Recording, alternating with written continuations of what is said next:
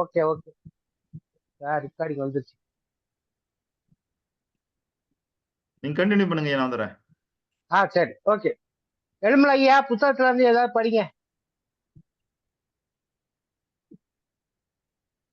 ஒரு நிமிடம், ஒரே நிமிடம். இதோ ஒரே நிமிடம். ஓகே.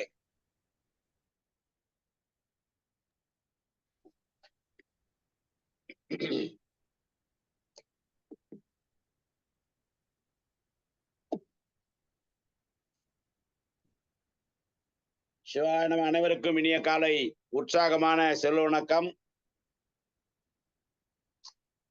நம்மை செல்வந்தராக்கும் கலை புத்தகம் பாகம் 1 பக்கம் 14, தலைப்பு 1, நம்பிக்கை.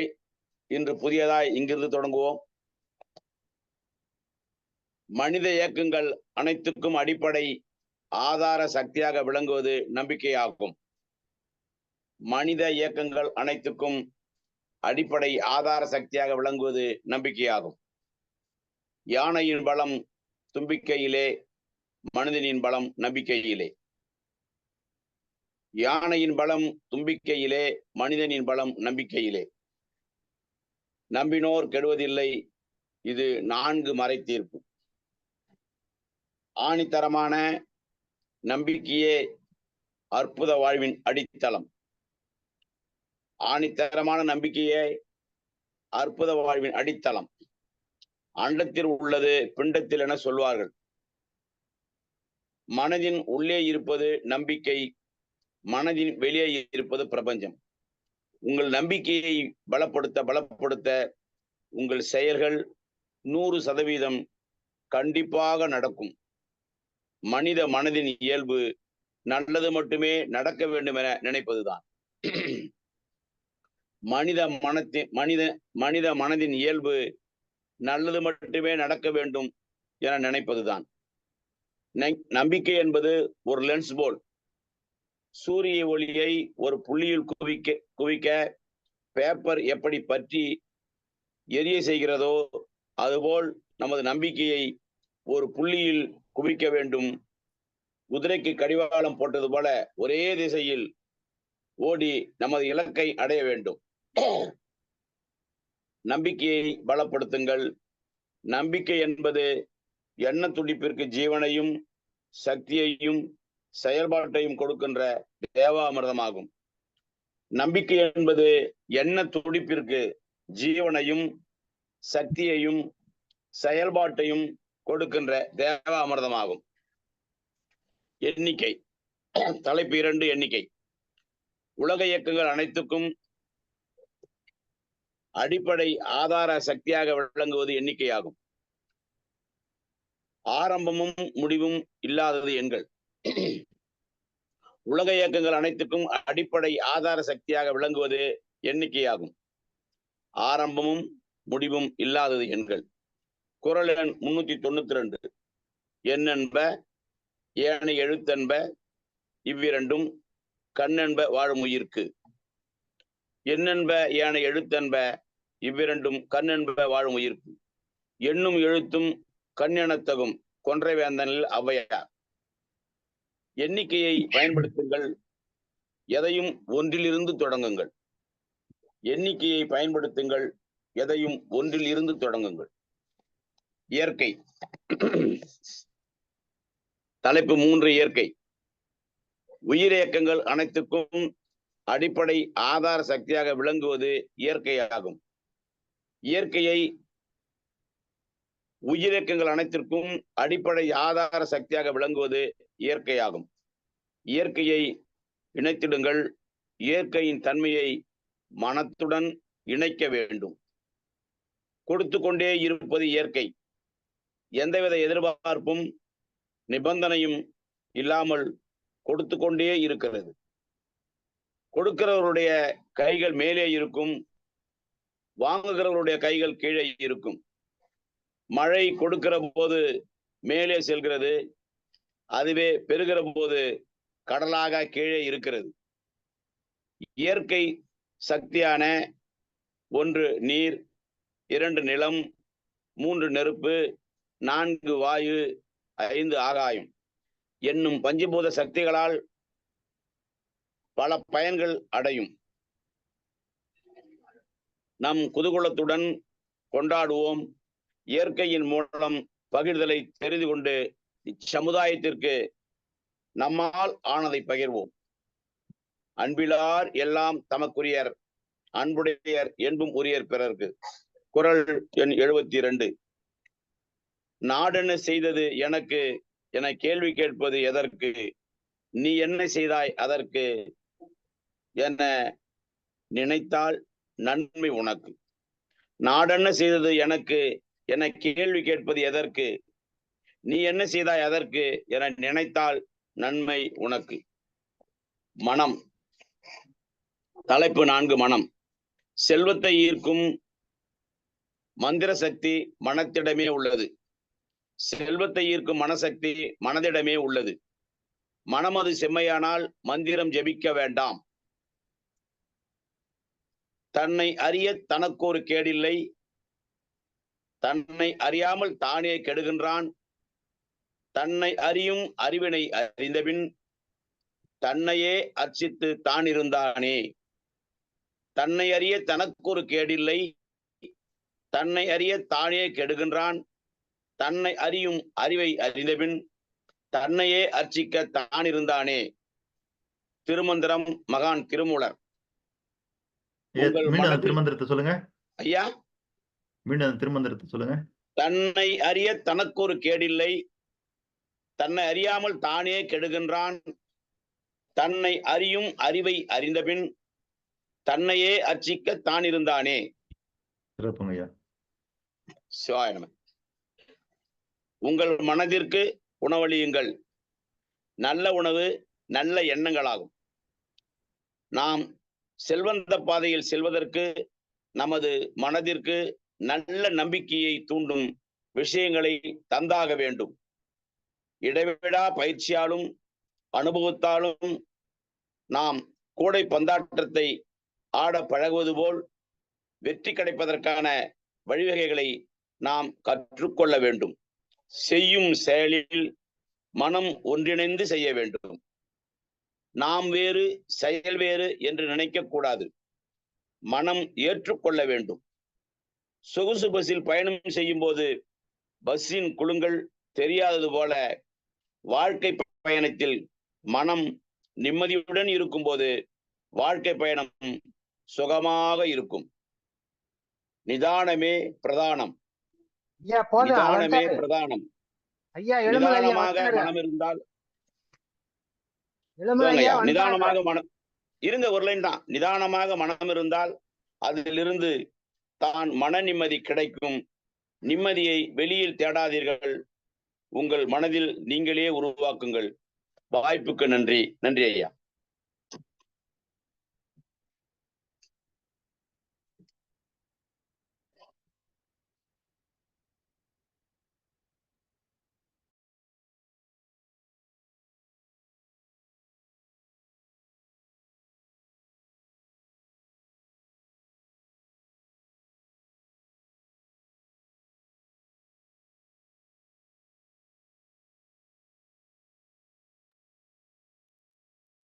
ஐயா, இன்றைய குறள் எண் என்ன என்று கண்டுபிடிப்பவர்களுக்கு பரிசு என்று அறிவிக்கப்பட்டிருந்தது.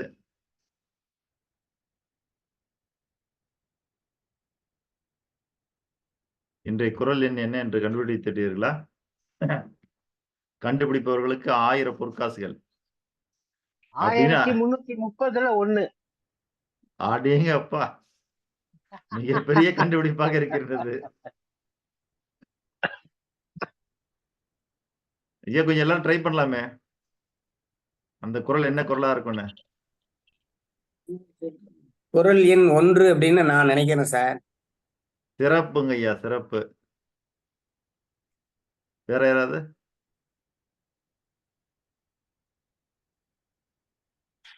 ஹலோ. 1330. 1330. 366 ஐயா. 366? ஆமா, 366வது நாள்ன்றதால 366. சிறப்பு. இல்ல 365. 365. ஏன்னா நீங்க சொன்ன பிறகுதான் பேக்ரவுண்ட்ல குரல் வரும். 333. 333 இல்லைங்கம்மா.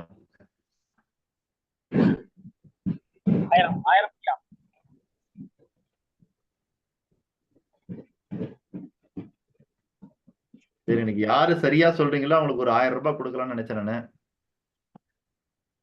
கடைசியா அது என் பாக்கெட்டுக்கே தான் திரும்பி வந்துடும் போல இருக்குது. யாருக்கும் வேண்டாமா? ஐயா 1095 ஐயா. 1095. அது என்ன சிறப்பு 1095ல? ஐயா 1005வது குறள். 1095ன்றாரு ஐயா. 1005வது குறள். நன்றியில் செல்வம் கொடுப்பதும் துய்ப்பதும் எல்லாருக்கு அடுக்கிய கோடி உண்டாயினம். இல்ல அதெல்லாம் நம்ம ஏற்கனவே பார்த்துட்டோம். நான் சொல்றது பார்க்காத குறள் அது. அதாவது நம்ம இதுவரைக்கும் கொடுக்காத குறளா இருக்கும். நீங்க கொடுத்த குறளையே சொல்றீங்க எல்லாரும். 365 3 போட்டு பார்த்துட்டேன். 366 3 போட்டு பார்த்துட்டேன். எதுவும் போகலையே. சரி, நானே சார் சொல்லிடுறேன். 817 சார் 817. 817. அப்படி என்ன சிறப்பு இருக்கு அதுல? நான் புக்க திறந்தது அந்த பேஜ் வந்து சொல்றேன். 817. எஸ் ஐயா 1033. இல்லைங்க 1033 கொடுத்துட்டோம் நம்ம. என்னங்க சார் எல்லாம் சூஸ் பண்ணணுங்களா? Good morning sir. வணக்கங்கம்மா. வணக்கம்மா. வணக்கம் சார். இன்னைக்கு வள்ளுவம் காட்டும் செல்வச்சிந்தனின் நிறைவான குறள் என்று. இன்றோட வள்ளுவம் காட்டும் செல்வச்சிந்தனுடைய நிகழ்வு நிறைவடைகிறது. சரிங்களா? அப்ப அவங்க யார் சூஸ் பண்றாங்களா குறளை? இல்ல, அந்த இன்னைக்கு கடைசியா ஒரு குறள் நம்ம தரப்போறோம். அந்த குறள் எண் சரியாக சொல்பவர்களுக்கு 1000 ரூபாய் பரிசு. நீங்க செலக்ட் பண்ணி வச்சிருக்கீங்க தானே? கொடுங்க சார். வணக்கம். சந்தேகம் இன்றையோடு குறள் முடிவடையுதுன்னு சொன்னதுனால நேத்து ஒருத்தர் எனக்கு கால் பண்ணி கேட்டாங்க, வள்ளுவம் காட்டும் செல்வ சிந்தனை இன்னையோட முடிஞ்சிடுமா, நாளையில இருந்து இல்லையான்னு சொல்லி கேட்டாங்க. சார் அதுக்கு ஒரு விளக்கம் கொடுக்குறீங்களா? இல்ல, இன்றோட வள்ளுவம் காட்டும் செல்வ சிந்தனை முடிகிறது. அததான் சார் கேட்டாங்க. இல்ல, அதான் நாளையில இருந்து திரும்பவும் வேற நிகழ்வு. இன்றைய செல்வ சிந்தனைன்ற நிகழ்ச்சி எப்பயுமே நடந்துட்டே இருக்கும். சரி சரிங்க. அதுல நாம இந்த வருஷம் பார்த்தனுடைய தலைப்பு வந்து வள்ளுவம் காட்டும் செல்வ சிந்தனை. ஓகேங்கய்யா. ஓகே. அடுத்த ஓராண்டிற்கான தலைப்பு மாறுகிறது. ஓகே. அப்ப குறள் இல்லையான்னு கேட்டாங்க. அப்ப வந்து குறள் என்பது கட்டாயம் இருக்காது. ஓகேங்க சார். ஓகே. சந்தேகம் நிவர்த்தி. இப்ப நம்ம என்ன பண்றோம்னா ஒவ்வொரு குறளை இருந்து எடுத்து அதுல என்ன செல்வ சிந்தனை பார்க்க முடியும்னு பார்த்துட்டு இருக்கிறோம். சரிங்க. இதே கூட நம்ம தரலாம். 3 வருஷத்துக்கு தொடர்ந்து தர அளவுக்கு குறள் இருக்கிறது. ஆனா தொடர்ந்து கொடுக்கும்போது மக்கள் கிட்ட என்ன ஆகுன்னா அது ஒரு பெரிய ஆர்வத்தை கொடுக்காது. அதனால ஒரு 365 குறள் மட்டும் எடுத்து நம்ம இந்த வருஷத்துக்காக கொடுத்துட்டோம். Okay sir. அந்த மாதிரி வகையில பார்க்க போனா நான் எடுத்து இப்படி திறந்தேன்னா அரண்னு வந்துச்சு, அப்படியே வச்சிட்டு இருக்கேங்க சார். சரி சரிங்கம்மா. நன்றிங்க சார். நீங்களே சூஸ் பண்ணி கொடுத்துருங்க சார். நல்லது சார். 394. இல்லைங்கய்யா, நான் வேணா குழு கொடுத்துடுறேன். சரிங்களா? குழு கொடுத்ததுல இருந்து 1 நிமிஷம் டைம். சீக்கிரம் சொல்லுங்க. அதிகாரம் எண் 76. 763. 763. அதிகாரம் எண் 76ன்னா 763 ஆமா. 760 சார் இருக்கும். பொருள் செயல் வகை இல்லையா? ஆமா சார், பொருள் செயல் வகை. 757. செல்வம் சேர்த்தல் சார். 752 சார். 752.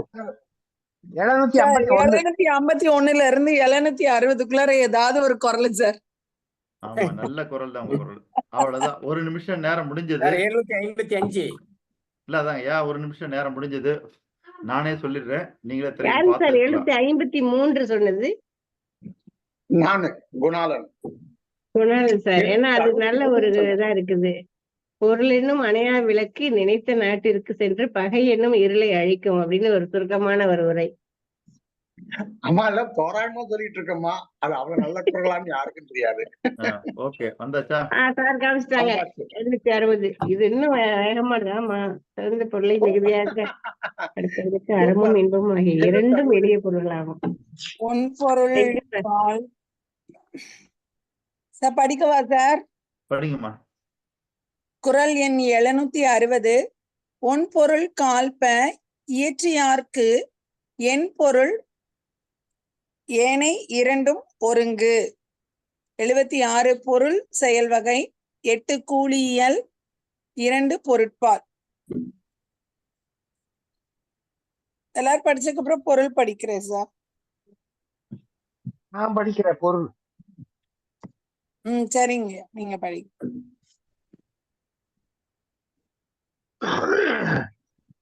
என்ன சாரையே காணோம். இருக்காரு. ஓகே, வேற யாரும் குரல் படிக்க வரும்போது படிக்கலாம்.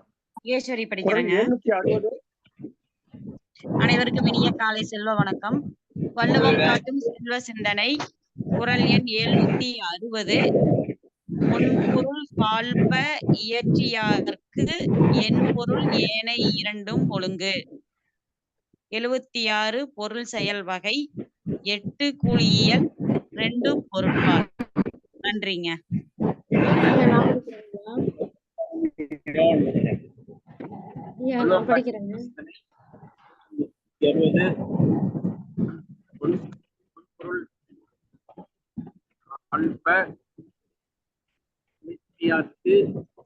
என் பொருள் ஏனை இரண்டு ஒழுங்கு.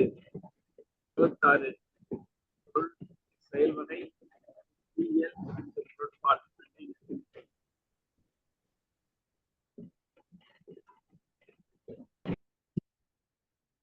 நன்றிங்க. நான் படிக்கிறேங்க சார். படிங்கம்மா. வள்ளுவம் காட்டும் செல்வ சிந்தனை. குறள் எண் 760. ஒன் பொருள் காழ்ப்ப ஏற்றியார்க்கு என் பொருள் ஏனை இரண்டும் ஒழுங்கு. பால் 2 பொருள்பால், இயல் 8 கூழியல், அதிகாரம் 76 பொருள் செயல் வகை. நன்றிங்க சார். நன்றிங்கம்மா. நான் ஐயா அடியன் ஏழுமலை. படியா ஐயா. படிக்கிறவங்களை தவிர மத்தவங்க கொஞ்சம் மியூட் பண்ணிக்கங்க, இறைச்சலா இருக்குது. அனைவருக்கும் இனிய காலை செல்வ வணக்கம். வள்ளுவம் காட்டும் செல்வ சிந்தனையில் இன்று நாம் சிந்திக்கும் குறள் 760. ஒன்பொருள் காய்ப்ப இயற்றியார்க்கு என் பொருள் ஏனை இரண்டும் ஒழுங்கு. ஒன்பொருள் காய்ப்ப இயற்றியார்க்கு. ஐயா காய்ப்பன இருக்குது. காழ்ப்ப வருதுகிறோம். ஒன்பொருள் காழ்ப்ப இயற்றியார்க்கு என் பொருள் ஏனை இரண்டும் ஒழுங்கு. 2 பொருட்பால், இயல் 8 ஊழியல், அதிகாரம் 76 பொருள் செயல் வகை. வாய்ப்புக்கு நன்றி ஐயா. நன்றி. 760. ஒன் பொருள் காழ்ப்ப இயற்றியார்க்கு என் பொருள் ஏனை இரண்டும் ஒழுங்கு. 2 பொருட்பால், 8 கூலியல், 76 பொருள் செயல் வகை. நன்றி. அனைவருக்கும் இனிய காலை செல்வ வணக்கம். குறள் எண் 760. ஒன் பொருள் காழ்ப்ப இயற்றியார்க்கு என் பொருள் ஏனை இரண்டும் ஒருங்கு. அறம் பொருள் இன்பம் எனும் மூன்றில் பொருந்தும் வழியில் பொருளை மிகுதியாக ஈட்டியவர்களுக்கு ஏனைய இரண்டும் ஒன்றாகவே எளிதில் வந்து சேரும். வாய்ப்புக்கு நன்றி. நன்றி. சதீஷ் படிங்க. அனைவருக்கும் இனிய காலை செல்வ வணக்கம். வள்ளுவம் காட்டும் செல்வ சிந்தனை. குறள் எண் 760. ஒன் பொருள் காழ்ப்ப இயற்றியார்க்கு என் பொருள் ஏனை இரண்டும் ஒழுங்கு. 76 பொருள் செயல் வகை, 8 கூழியல், 2 பொருட்பால். வாய்ப்புக்கு நன்றி ஐயா. நன்றி ஐயா. வள்ளுவம் காட்டும் செல்வ குறளை பார்ப்பதற்கு முன்பாக நேற்றைய குறள் என்ன என்று யாராவது சொல்ல முடியுமா?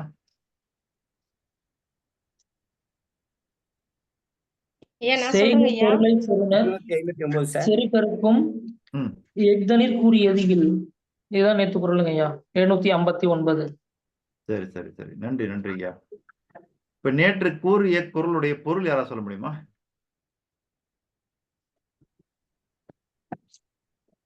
ஐயா நான் சொல்றேங்க. சொல்லுங்கம்மா. பகைவரின் செருக்கை அளிக்கும் தகுதியான கருவி பொருளை தவிர வேறொன்றும் இல்லாததால் அதனை சேமிக்க வேண்டியுள்ளது.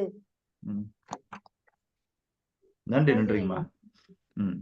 நேற்று கொடுக்கப்பட்ட குறள் நம்முடைய வாழ்க்கையிலே மிக மிக முக்கியமான குறள், ரொம்ப அற்புதமான குறள். உங்களுக்கு தெரியும். செய்க பொருளை செருணர் செருக்கு அறுக்கும் எஃகு அதனிற்குரியது இல். சிறப்பு, மிக சிறப்பு. சரிங்களா? பொருளை செய்தாக வேண்டும். ஆனால் இன்று நாம் கொடுப்பது அதற்கு அடுத்த குறள் 760.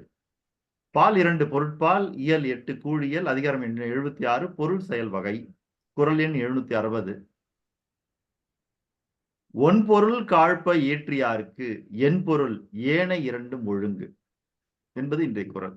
அதாவது நேற்றைய குறள் பகையை பகைவரை அழிப்பதற்கு வேரோடு ஒழிப்பதற்கான ஒரு கருவி எதுவென்றால் நாம் செய்யக்கூடிய பொருள். ஆகவே செய்க பொருளை. உடனே வள்ளுவரே சொல்லிட்டாரு, நிறைய சம்பாதிக்க சொல்லிட்டாரு, நிறைய பணம் பண்ண சொல்லிட்டாருன்னு சொல்லிட்டு அவர் சொன்னது என்னமோ உண்மைதான், அதுல மாற்று கருத்து இல்லை. ஆனா அந்த பணத்தை எப்படி வேணாமானாலும் சம்பாதிச்சிடலாமா? எந்த வழியில போய் வேணாலும் சம்பாதிச்சிடலாமா அப்படின்னு கேட்டீங்கன்னா இல்லை. ஆகவே நாம் செல்வந்த பாதையில் இருக்கிறோம். ஒன்று, பொருளை செய்தாக வேண்டும். செஞ்சாதான் செல்வந்தர் நாம. ஒன்று, பொருளை செய்தாக வேண்டும். 2, அந்த பொருளை எப்படி செய்ய வேண்டும் என்பதை அறிந்து செய்தாக வேண்டும். ரொம்ப முக்கியமான விஷயம் தான். எப்படியாவது பொருளை செஞ்சிடணுமேன்றதுக்காக, பணத்தை சம்பாதிச்சணுமேன்றதுக்காக தவறான வழியில சென்றெல்லாம் பணம் சம்பாதித்து விடக்கூடாது. அப்ப சரியான வழியாக இருக்கணும். அதற்கான குறள் தான் இன்று. ஒன்பொருள் காழ்ப்ப இயற்றியார்க்கு. ஒன்பொருள் என்றால் யாராவது சொல்ல முடியுங்களா? ஒன்பொருள்னா என்னன்னு?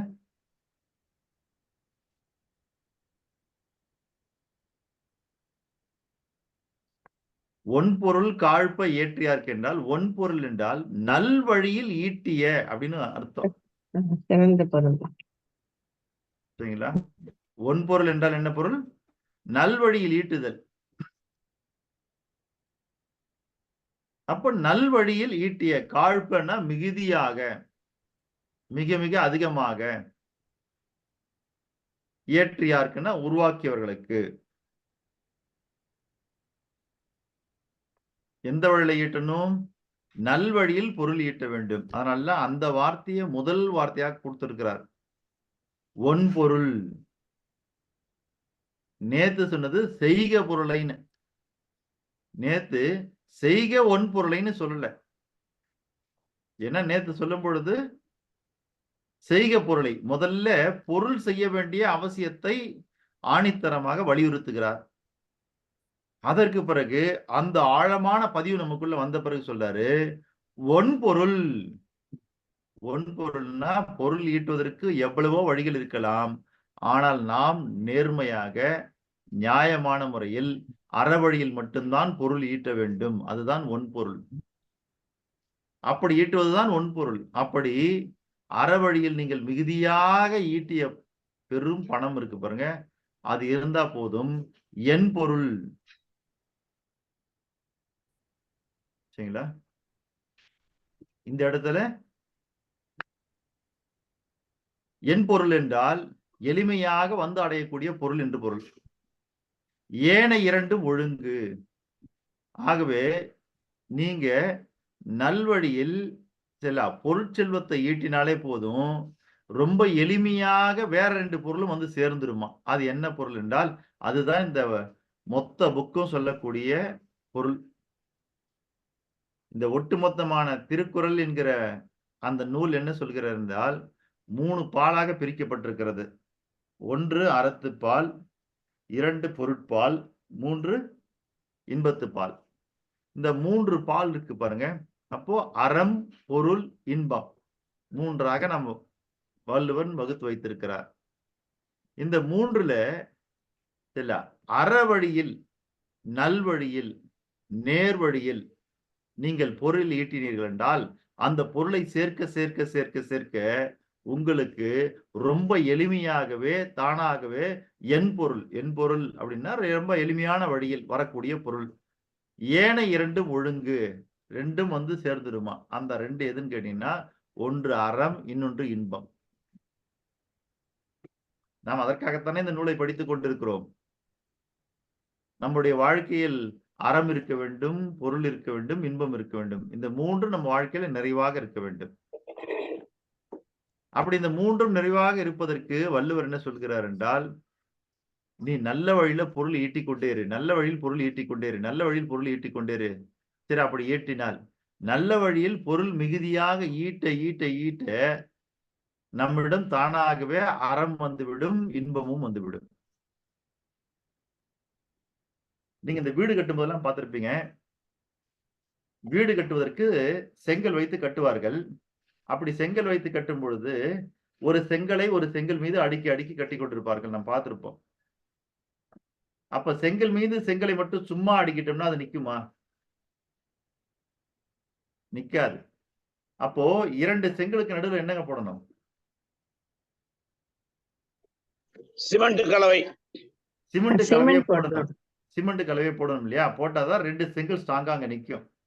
அதே போலதான் இந்த இடத்துல அறம் என்கிற செங்கலும் இன்பம் என்கிற செங்கலுக்கு நடுவுல போடக்கூடிய அந்த சிமெண்ட் கலவைதான் பொருள் என்கிற கலவை. ஆக வள்ளுவமே எப்படி கட்டமைக்கப்பட்டிருக்கு பாருங்க. அறம், பொருள், இன்பம். அப்ப பொருள் என்பது எங்க வருது? நடுவுல வருது. அப்ப ரெண்டு செங்கலுக்கு நடுவுல என்ன வரணும்? சிமெண்ட் கலவை வரணும். அதே மாதிரிதான் அறம் என்கிற செங்கலுக்கு நடுவிலே, இன்பம் என்கிற செங்கலுக்கு நடுவிலே வரக்கூடிய ஒரு அந்த அற்புதமான சிமெண்ட் எதுன்னு கேட்டீங்கன்னா பொருள். இந்த பொருள் இருந்தா தான் அறத்தையும் இன்பத்தையும் ஒன்றாக சேர்த்து அங்க ஒட்டி வைக்க முடியும். அது எந்த மாதிரியான சிமெண்டாக இருக்கணும், எந்த மாதிரியான பொருளாக இருக்க வேண்டும், எப்படி நாம் வீடு கட்டுவதற்கு தரமான சிமெண்ட் கலவை, தரமான சிமெண்ட் கலவை இருந்தாதான் என்ன பண்ண முடியும்?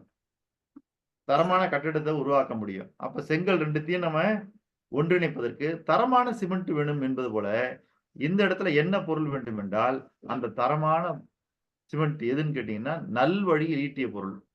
ரொம்ப ரொம்ப முக்கியமான விஷயம்.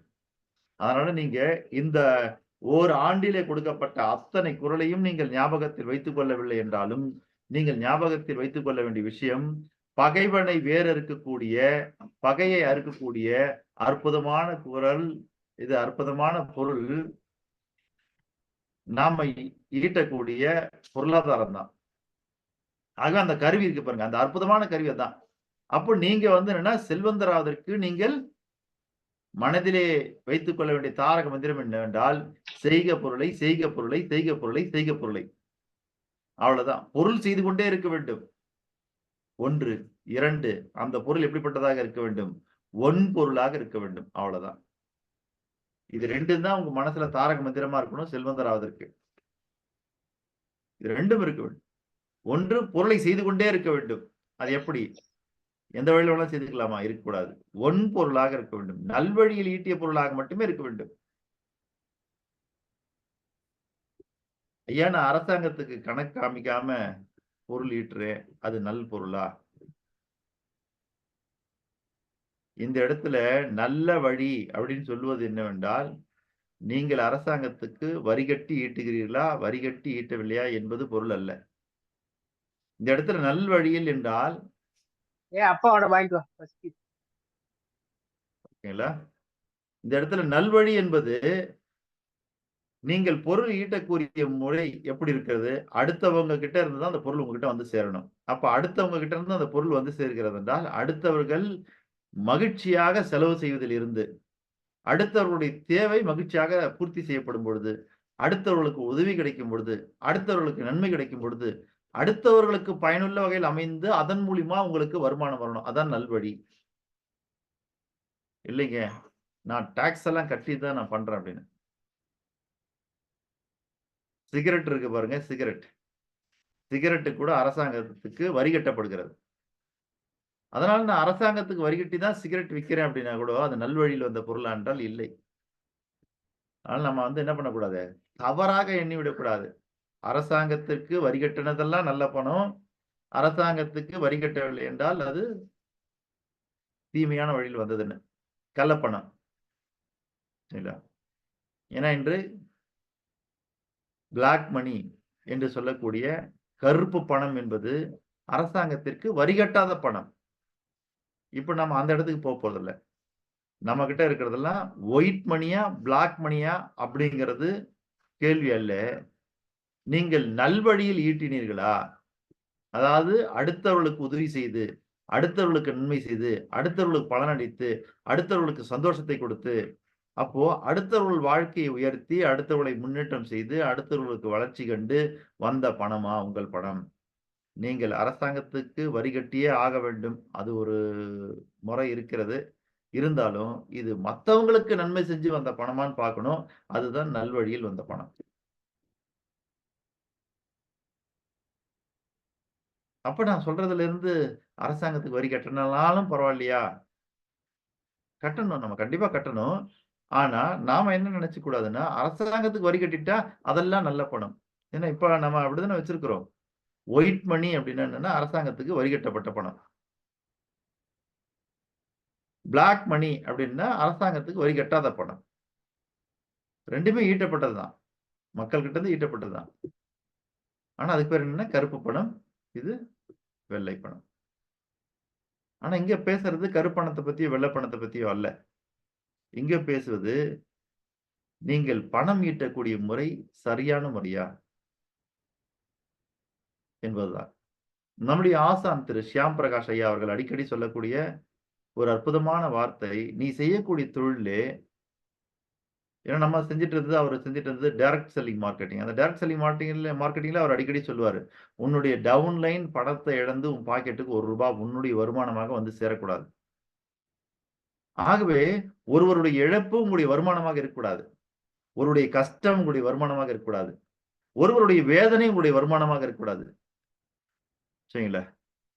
ஒருவருடைய பலகீனம் உங்களுடைய வருமானமாக இருக்கக்கூடாது. நல்லா புரிஞ்சுக்கணும் நீங்க. இல்ல, ஒருவருடைய கஷ்டத்திலிருந்து வரக்கூடிய பணமாக இருக்கக்கூடாது உங்களுடைய பணம். ஒருவருடைய வேதனையிலிருந்து வரக்கூடிய பணமாக இருக்கக்கூடாது உங்களுடைய பணம். ஒருவருடைய துயரிலிருந்து வரக்கூடிய பணமாக இருக்கக்கூடாது. ஒருவருடைய பலகீனத்திலிருந்து வரக்கூடிய பணமாக இருக்கக்கூடாது. ஒருவரை ஏமாற்றி வரக்கூடிய பணமாக இருக்கக்கூடாது. அப்ப அது எந்த மாதிரியான பணமாக இருக்க வேண்டும்? அடுத்தவர்களுடைய சந்தோஷத்திலிருந்து, அடுத்தவர்களுக்கு உதவி செய்து வரக்கூடிய பணமாக இருக்க வேண்டும். அப்படிப்பட்ட தொழில் தான் நாம் செய்கிறோமா? அப்படித்தான் நமக்கு பணம் வந்து கொண்டிருக்கிறதா என்பதை நீங்கள் பார்க்க வேண்டும். ஆகவே நேற்றைய குறள் நமக்கு உணர்த்திய பாடம் செய்க பொருளை.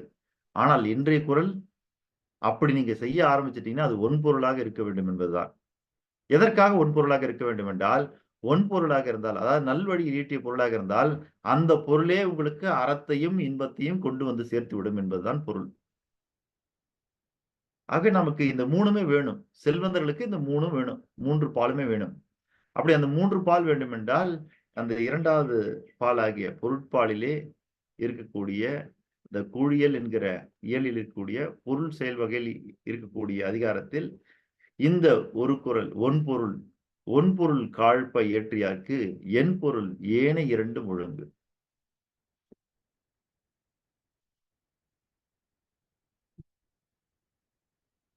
ஆகவே மனித குலத்தையே இன்று கட்டமைத்துக் கொண்டிருக்கக்கூடிய ஒரு அற்புதமான பால் பொருட்பால். அதனால்தான் நீங்க எடுத்து பார்த்தீங்கன்னு வச்சுக்கங்க, மொத்தம் எவ்வளவு அதிகாரங்கள் இருக்கின்றது என்று பார்த்தீர்கள் என்றால், அறத்துப்பாலில் 38 அதிகாரம், பொருட்பாலில் 70 அதிகாரம், மொத்தம் 108 அதிகாரம் ஆகிவிட்டது. இன்பத்திப்பாலில் 25 அதிகாரம். ஆகவே வள்ளுவம் எதற்கு முக்கியத்துவம் கொடுத்திருக்கிறது என்பதை பாருங்கள். அறம்தான் வேணும். ஏனென்றால் அன்பும் அறனும் உடைத்தாய் நில்வாழ்க்கை. இல்வாழ்க்கையினுடைய பண்பு பயணம் அது. இல்வாழ்க்கையினுடைய பண்பு பயணம் எது என்றால் அன்பும் அறனும் இருப்பதுதான். ஆனால் அதுக்கு எது அடிப்படை என்று பார்த்தீங்கன்னா பொருள். ஆக நம்ம கவனமாக பார்க்க வேண்டிய விஷயம், அறத்துப்பாலில் 38 அதிகாரம், இன்பத்திற்பாலில் 25 அதிகாரம் அதிகமான அதிகாரம் கொண்டதுன்னா பொருட்பால். காரணம் என்னவென்றால், எவரிடம் பொருட்பால் சரியாக இருக்கின்றதோ அங்கே அறத்துப்பாலும் இன்பத்துப்பாலும் சரியாக இருக்கும். ஆகவே அறத்தையும் இன்பத்தையும் ஒன்றாக இணைத்து வைத்திருக்கக்கூடிய அந்த இணைப்பு சங்கிலி எது என்று பார்த்தீர்கள் என்றால் பொருட்பால். இந்த ரயில் பெட்டியெல்லாம் நம்ம பார்த்திருப்போம். சரிங்களா? ஒரு பெட்டியை இன்னொரு பெட்டியை இணைப்பதற்கு ஒரு இணைப்பு போட்டிருப்பாங்க. ஆகவே அறம் என்கிற ஒரு பெட்டியை இன்பம் என்கிற பெட்டியோடு இணைத்து வாழ்க்கையில் சீராக கொண்டு செல்வது ஒரு இணைப்பு. அந்த இணைப்புக்கு பேருதான் பொருள். ஆகவே அறத்தையும் இன்பத்தையும் ஒழுங்கே உங்ககிட்ட கொண்டு வரக்கூடிய அந்த அற்புதமான ஒன்று எதுவென்றால் பொருள். அது என்ன பொருள்? ஒன்பொருள். அதுதான் நீங்க ரொம்ப கவனமாக வைத்துக் கொள்ள வேண்டியது. ஆகவே இன்றைய நிறைவான குரல் எதுவென்றால், நீங்கள் வாழ்க்கையில் செல்வந்தராவதற்கான ஒரு பாதையை தேர்ந்தெடுத்து நீங்கள் சம்பாதிக்க ஆரம்பித்து விட வேண்டும். அப்ப சம்பாதிக்க ஆரம்பிச்சாச்சா? நமக்கு செய்க பொருளை என்பது தாரக மந்திரமாக இருக்கும் பொழுது, நாம் பொருள் செய்ய செய்ய செய்ய என்ன ஆகுன்னு கேட்டீங்கன்னா, யாரோ என்னென்ன வழி காமிக்கிறாங்களோ அந்த வழியெல்லாம் போயிடுவோம். அந்த வழி சரியா இருக்குதா தவறா இருக்குதா என்பதை என்ன பண்ண மாட்டோம், யோசிக்க கூட மாட்டோம். யோசிக்காமலே என்ன பண்ணுவோம், பணம் கிடைக்குதா இதை செய்யலாம், பணம் கிடைக்குதா அதை செய்யலாம், பணம் கிடைக்குதா இப்படி செய்யலாம், பணம் கிடைக்குதா அப்படி செய்யலான்னு மாத்தி மாத்தி பணம் பணம் பணம் பணம் பணம் அப்படி போனவங்களால் தான் இன்னைக்கு இந்த உலகம் வந்து இப்படி மாறிவிட்டது. ஆகவே ஒரு ஒழுக்கத்தையும் பண்பையும் குணத்தையும் கற்றுக் கொடுக்க வேண்டிய கல்வி இன்று பணத்தை நோக்கி சென்று கொண்டிருப்பதற்கான காரணம் என்னவென்றால், பணம் பணம் பணம் பணம் பணம் பணம்னு மாறிக்கிட்டே வருகிறது இந்த உலகம். ஆகவே பணமே வாழ்வதற்குத்தான். அப்படி பணம் பணம் பணம் என்று போகும் பொழுது இது நல்வழியா தீவழியா தெரியாது. எப்படியாவது சம்பாரிச்சாடும். இல்ல, தமிழ்ல அழகான மகா வாக்கியம் ஒன்று உண்டு. பசி ருசி அறியாது. ஆகவே நாம் பசித்திருக்கும் பொழுது நமக்கு கிடைக்கின்ற உணவு எப்படிப்பட்டதாக இருந்தாலும் பரவாயில்ல. பயங்கர பசியில் இருக்கிறோம் அப்படின்னா, எப்படிப்பட்ட உணவு கிடைச்சாலும் அதை வாங்கி உண்டு விட்டு பசியை ஆறி விடுவோம். அதுக்கு பிறகுதான் யோசிப்போம். கொஞ்சம் பசி ஆறின பிறகு பாத்தீங்கன்னா, இன்னும் கொஞ்சம் டேஸ்டா இருந்தா பரவாயில்லையே, இன்னும் கொஞ்சம் சைட் டிஷ் எல்லாம் கூட இருந்ததுன்னா பரவாயில்லையேன்னு சிந்திப்போம் இல்லையா? அதை போல பணப்பசி வந்து விட்டால் எப்படியாவது அந்த பணத்தை சம்பாரிச்சா போதுன்னு கிடைக்கிற வழியெல்லாம் போய் சம்பாரிச்சிடக்கூடாது. உங்களுக்கு வாய்ப்புகள் இருக்கலாம் நிறைய சம்பாதிப்பதற்கு. ஏன்னா நான் இன்னைக்கு பாக்குறேன், ரியல் எஸ்டேட் துறையில ஒரு இடத்துல போய் பேசுறோம், லேண்டு ஒரு சதுரடி 3000 ரூபாய் அப்படின்னு பேசுறோம்னு வச்சுக்கங்க. ஒரு 10 நாளைக்கு முன்னாடி பேசிட்டு அச்சாரமாக ஒரு அட்வான்ஸ் கொடுத்துட்டு வரோம். அதே இடத்துல வேறொரு பெரும் பணக்காரர் வந்து கேட்கிறாரு, நான் 3500 ரூபாய்னா கூட எடுத்துக்கிறேன்னு. அப்ப அவர் என்ன பண்றாங்க, நம்ம கிட்ட பேசி அச்சாரமா ஒரு அட்வான்ஸ் வாங்கினாரு பாருங்க, அவர் ஏதோ காரணம் சொல்லி அதை திருப்பி கொடுத்துறாரு. இல்ல நாங்க இப்ப விக்கல, கொஞ்சம் சிக்கலாகாதுன்னு. கடைசியா ஒரு 1 மாசம் 1.5 மாசம் 2 மாசம் கழிச்சு பாத்தீங்கன்னா அந்த இடம் விற்கப்படுகிறது. எதன் காரணமாக? வேறொருவர் அதிகமான பணம் தருகிறார் என்பதற்காக. சரிங்களா? இதைத்தான் நம்முடைய தமிழர்கள் எப்பொழுதும் சொல்லி வருகிறார்கள். வார்த்தை தவறக்கூடாது. அது வாழ்க்கையாக இருந்தாலும் சரி, வியாபாரமாக இருந்தாலும் சரி.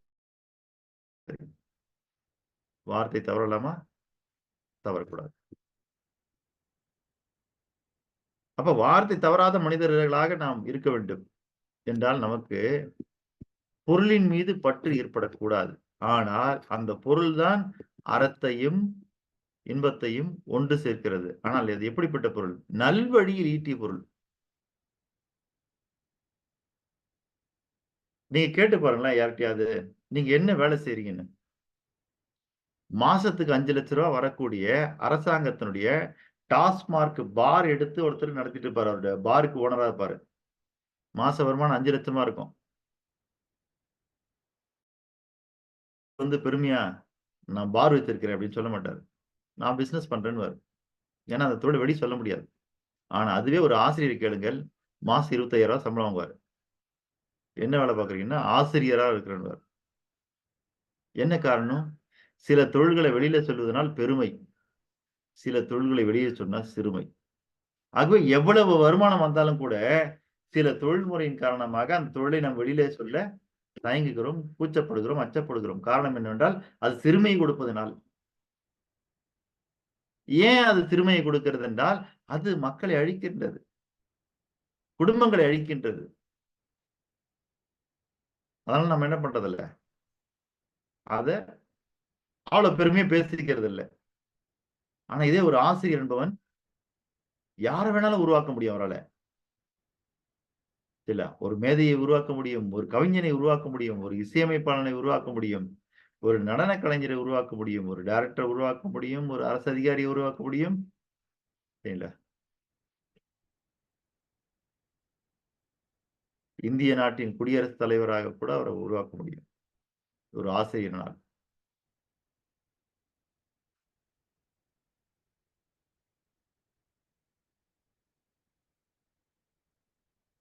ஆகவே நம்ம என்ன தொழில் செய்கிறோம், எப்படி பொருள் ஈட்டுகிறோம் என்பது மிக மிக முக்கியம். ஆக இன்று நீங்கள் மனதிலே போட்டு வைத்துக் கொள்ளுங்கள், அடுத்த தலைமுறைக்கு சொல்லித் தருங்க. இல்ல, நீ வாழ்க்கையில் முன்னேற வேண்டும் என்றால், வாழ்க்கையில் மிக உயரத்தை அடைய வேண்டும் என்றால் பொருள் செய்ய கற்றுக்கொள். ஆகவே செய்க பொருளை என்று சொல்லிக் கொடுங்கள். அதற்கு அடுத்தபடியாக அந்த பொருள் எந்த வழியிலே எந்த வகையிலே ஈட்ட வேண்டும் என்றால் அது ஒன்பொருளாக இருக்க வேண்டும் என்பதை அழுத்தம் திருத்தமாக ஆணித்தரமாக சொல்லி வையுங்கள். இது அடுத்தவர்களுக்கும் சொல்லி வையுங்கள், உங்கள் மனதிலே இதை விதைத்து வையுங்கள்.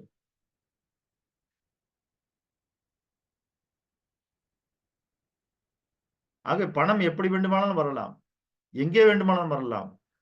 ஏனென்றால் அது மிகப்பெரிய சக்தி, மிகப்பெரிய சக்தி பணம் என்பது. அந்த சக்தி எங்கு வேணாலும் பாய்ந்து ஓடும், மின்சாரம் போல. ஆனால் அதை எப்படி பயன்படுத்துகிறோம் என்பதை பொறுத்துத்தான் நம்ம வாழ்க்கையில் அது வாழ்க்கையை கொடுக்குமா கெடுக்குமா என்பது. மின்சாரத்தை நீங்கள் எப்படி பயன்படுத்துகிறீர்களோ அப்படித்தான் உங்கள் வாழ்க்கையினுடைய வசதிகள் அமையும்.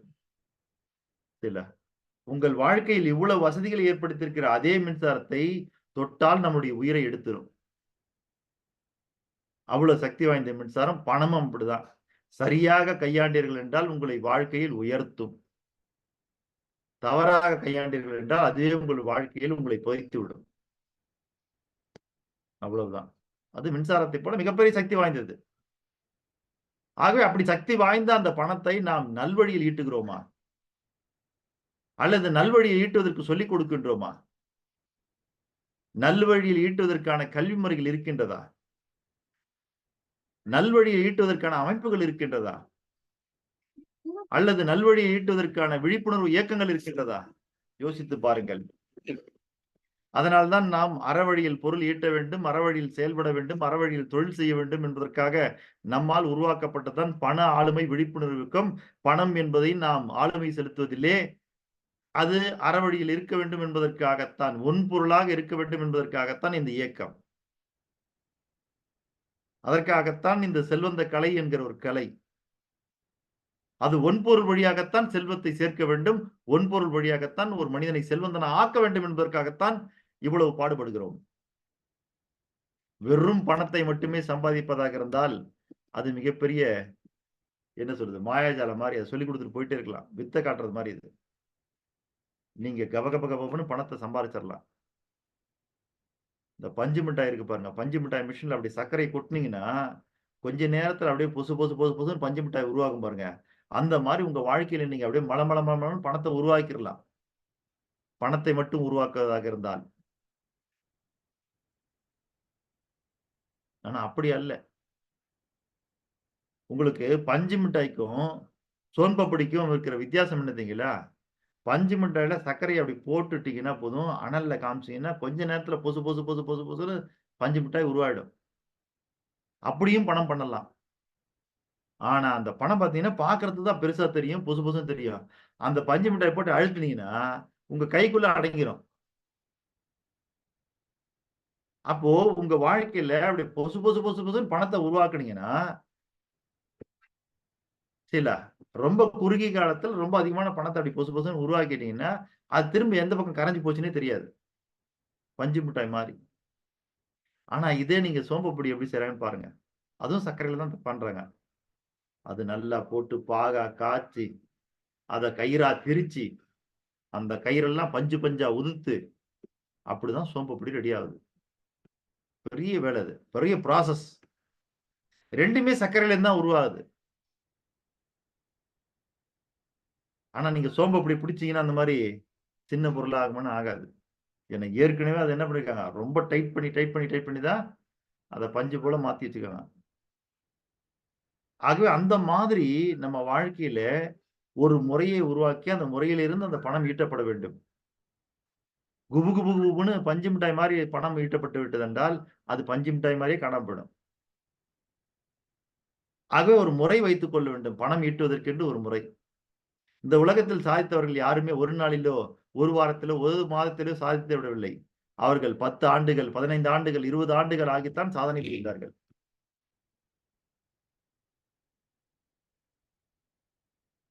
எல்லோருக்குமே பணம் வேண்டும். எல்லோர் கண்ணுமே பணத்தில் இருக்கின்றது. அதுல மாற்று கருத்து இல்ல.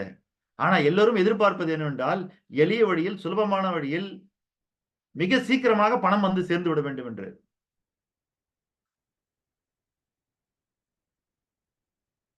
நீங்கள் ஒன்றை புரிந்து கொள்ளுங்கள். எவ்வளவு எளிதாக, எவ்வளவு சுலபமாக, எவ்வளவு வேகமாக பணம் உங்களிடம் வந்து சேர்கிறதோ, அவ்வளவு சுலபமாக, அவ்வளவு எளிதாக, அவ்வளவு வேகமாக சென்று விடவும் செய்யும்.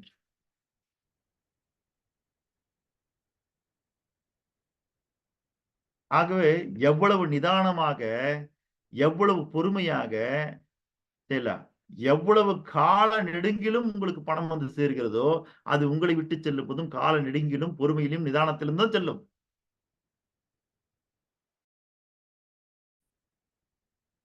இன்னைக்கு பல பேருக்கு வேதனையா தான். என்ன சார் பாடம் நடத்துறீங்க? அப்படியே ஒரே நாளில் கோடீஸ்வரத்தை ஆப்பது எப்படி ஒரு புத்தகத்தை போட வேணாமா? ஐயா ஒரே நாளில் கோடீஸ்வரர் ஆவது எப்படின்னு புத்தகத்தை போட்டோம்னா, நான் கோடீஸ்வரர் ஆயிடுவேன் ஒரே நாள்ல. படிக்கிற யாரும் ஆக முடியாது. புத்தகம் போட்ட நான் ஆகலாம். அப்ப எல்லாரும் அதான் விரும்புறாங்க. எவ்வளவு குறுகிய காலத்துல பணத்தை ஈட்ட முடியுமோ, அவ்வளவு குறுகிய காலத்துல பணத்தை ஈட்டிடணும்.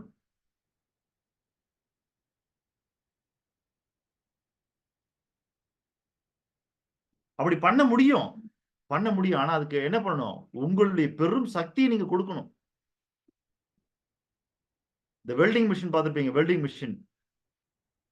2 இரும்பு துண்டுகளை வைத்து வெல்டிங் ராட் வச்சு இணைப்பாங்க பாருங்க. அப்போ இதுவே நீங்க வந்து ஒரு உலக்கடத்துல இரும்பு கொண்டு காய்ச்சின்னா, அந்த உலக்கடத்துல ஒருத்தர் சுத்த சுத்த சுத்த அந்த கரி அடுப்புல அந்த கரியெல்லாம் போட போட வெப்பம் ஏற ஏற ஏற கொஞ்சம் கொஞ்சமா தான் அந்த இரும்பு மேல வெப்பம் ஏறி ஏறி ஏறி அது அப்படியே செவந்து நிக்கும். செவந்து நிக்கும். அதுக்கு கொஞ்சம் நேரம் ஆகும். ஆனா இதே வெல்டிங் மெஷின் அப்படி இல்ல. அப்படி செகண்ட்ல அப்படி வச்சீங்கன்னா போதும். பட்டார் பட்டார் பட்டார்ன்னு அங்க இருக்கிற அந்த வெப்பம் இங்க வந்துரும். காரணம் என்ன? அதற்கு அதிகமான சக்தி இங்கு செலவழிக்கப்படுகிறது. இந்த இடத்துல வெல்டிங் மெஷின் வச்சு வச்சீங்கன்னா, பட்டார் பட்டார் பட்டார் பட்டார்ன்னு இரும்பெல்லாம் ஒட்டிக்கும். காரணம் அந்த இரும்ப வந்துன்னா உருக்கக்கூடிய தன்மை இந்த வெல்டிங் மெஷினுக்கு உண்டு. அந்த வெல்டிங் ராடு பார்த்தீங்கன்னா, உருகி அத ஒட்ட வைக்குது. அது எல்லாம் இரும்பு. அந்த இரும்பு அந்த குறிப்பிட்ட செகண்ட்ல அது அங்க உருகணும்னா, அவ்ளோ சக்தி அந்த மின்சக்தி வந்து நாங்க வெப்ப சக்தியாக மாற்றப்படுகிறது. நான் பாடம் படித்த காலத்திலே என்னுடைய தமிழாசிரியர் சொல்வார். ரொம்ப அற்புதமான ஒரு வாசகம். பணத்துல குதிரையும் வேணும். அது காத்தா பறக்கோணும்னுவாரு. பணத்துல குதிரையும் வேணும். அது காத்தா பறக்கோணும்னுவாரு. அப்படிதான் மக்கள் எதிர்பார்க்கறாங்களாம். அதாவது என்னன்னா, பணத்துல வாங்கின குதிரை எப்படி இருக்கும்னா, நோஞ்சானா தான் இருக்கும். அது நடக்கிறதுக்கே திராணி இல்லாத இருக்கும். அது எப்படி காத்து மாரி பறக்கும்? அப்படி பறக்காது பாருங்க. அப்போ காத்து மாரி குதிரை பறக்கணும்னா, அந்த குதிரை ரொம்ப ஆரோக்கியமானதாக, ஊட்டம் மிகுந்ததாக, சக்தி மிகுந்ததாக இருக்கணும். அதனால தான் நம்ம இன்னைக்கும் என்ன பண்றோம்? சக்தியை அளவிடக்கூடிய முறையில ஒரு மோட்டர் எவ்வளோ சக்தி கொண்டது? அப்படின்றத நம்ம எத வச்சு அளக்குறோம்னா, ஹார்ஸ் பவர். சரில, குதிரை திறன். ஒரு மோட்டர் எத்தனை பவருங்க அப்படின்னு. சரில, 10 horse power, 15 horse power, 20 horse பவர்ன்றோம். அப்படின்னா என்னன்னா குதிரை திறன். எத்தனை குதிரை திறன் கொண்டது இந்த மோட்டார். அப்ப என்னன்னா அந்த குதிரை வந்து ஓடுற திறன் இருக்கு பாருங்க, அது அவ்வளவு வேகமா ஓடும். ஆனா உண்மையிலேயே நீங்க பாத்தீங்கன்னா வேகமாக ஓடக்கூடிய விலங்குன்னா அது சிறுத்தை தான். அதுதான் அதனுடைய வேகத்தை மிஞ்ச எதனாலையும் முடியாது. ஆனா குதிரையை சொல்றோமே, காரணம் என்னவென்றால் அது சும்மா ஓடாதுங்க குதிரை. புரியுதுங்களா? அது ஒரு திறன்மிக்க ஒரு செயல் அது. நீங்க வெயிட்ட வச்சீங்கனாலும் வெயிட்ட வச்சுட்டு கூட ஓடும் குதிரை. ஆனா சிறுத்தைலாம் அப்படி ஓடாது. அது சிறுத்தை வந்துன்னா அது மட்டும் தான் ஓடும். வேகமா ஓடும். குதிரையை விட வேகமா ஓடும். ஆனால் நீங்கள் பளு ஏத்துனா கூட அந்த பளுவை வைத்துக் கொண்டு வேகமா ஓடக்கூடியது குதிரை தான். அதனால தான் நம்ம இன்னைக்கு மோட்டருக்கு என்ன பேர் வச்சிருக்கோம்னா ஹார்ஸ் பவர். சரி, இதெல்லாம் எதுக்குங்க சொல்றீங்க? இதுக்கு சம்பந்தம் இல்லாத மாதிரி இருக்குதுன்னு. ஆகவே ஒரு சக்தி கொடுக்க வேண்டும். ஒரு பெரும் சக்தி. ஒரு 10 ஆண்டுகளிலே சாதிக்கின்ற ஒரு விஷயத்த ஒருத்தர் ஓராண்டிலே சாதித்திருக்கிறார் என்றால், அவர் 10 ஆண்டுகளுக்கு கொடுக்க வேண்டிய சக்தியை ஓராண்டிலே கொடுத்திருக்கிறார் என்று பொருள். இன்னைக்கு நமக்கு நம்ம தமிழ் முறைகள்ல பாத்தீங்கன்னா இருக்கக்கூடிய ஒரு அற்புதமான வாசகம் என்னதுங்களா? நானும் ஏழுமலையாவும் போறோம். சரிங்களா? ஒரு ஹோட்டல்ல போய் நல்லா ஸ்டார் ஹோட்டல்ல சாப்பிடுறோம். திடீர்னு அங்க ஒரு கான்டெஸ்ட் வைக்கிறாங்க. யாரெல்லாம் இன்னைக்கு சாப்பிட்டாங்களோ அவங்களுக்கு பரிசு குலுக்கல் முறை நாங்க தேர்ந்தெடுக்கிறோம். தேர்ந்தெடுத்து ஒரு BMW கார் கொடுக்குறோம்னு சொல்றாங்கன்னு வச்சுக்கங்க அந்த ஸ்டார் ஹோட்டல்ல. எத்தனையோ பேர் வந்து சாப்பிட்டாங்க. அந்த மாதிரி நானும் ஏழுமலையாவும் போய் சாப்பிடுறோம். சரிங்களா? ஏழுமலை ஐயாவுக்கும் சேர்த்து நான் பணம் கொடுக்குறேன். அந்த இடத்துல. அவரு அந்த ஸ்டார் ஹோட்டல்ல சாப்பிடுறதுக்கு கூட அவர் பணம் தரல. இருந்தாலும் 2 கூப்பன் குடுக்குறாங்க. ஒரு கூப்பன்ல அவர் பேர எழுதி போடுறாரு. நான் ஒரு கூப்பன்ல நான் என் பேர்லாம் எழுதி போடுறேன். இப்ப அந்த கான்டெஸ்ட்ல குலுக்கு எடுக்குறாங்க. அந்த BMW காரு ஏழுமலையாக்கு வந்துருது. இந்த செய்தியை கேட்ட உடனே நம்ம சொல்லக்கூடிய முதல் வார்த்தை என்னங்க? நான் தான் பணம் கட்டேன், எனக்கு தான் அது வரணும். அது இல்லைங்கயா. நான் கேட்கறது இது மத்தவங்க கேட்பாங்க இல்லையா? ஏழுமலையா போனாரு. அவருக்கு பணம் கட்டினது கூட யாரு? அசோக்குமார் தான் பணம் கொட்டி சாப்பாடுலாம் வாங்கி கொடுத்தாரு. ஆனா இவர் கூப்பன்ல எழுதி போட்டாரு. அவருக்கு கிடைச்சிருச்சு. அப்படி ஒண்ணு நீங்க செலவு பண்ணாமலே கிடைச்சிருச்சுன்னா, மக்கள் கேட்ட உடனே சொல்லக்கூடிய வார்த்தை என்ன? அவருக்கு அதிர்ஷ்டம். வேற?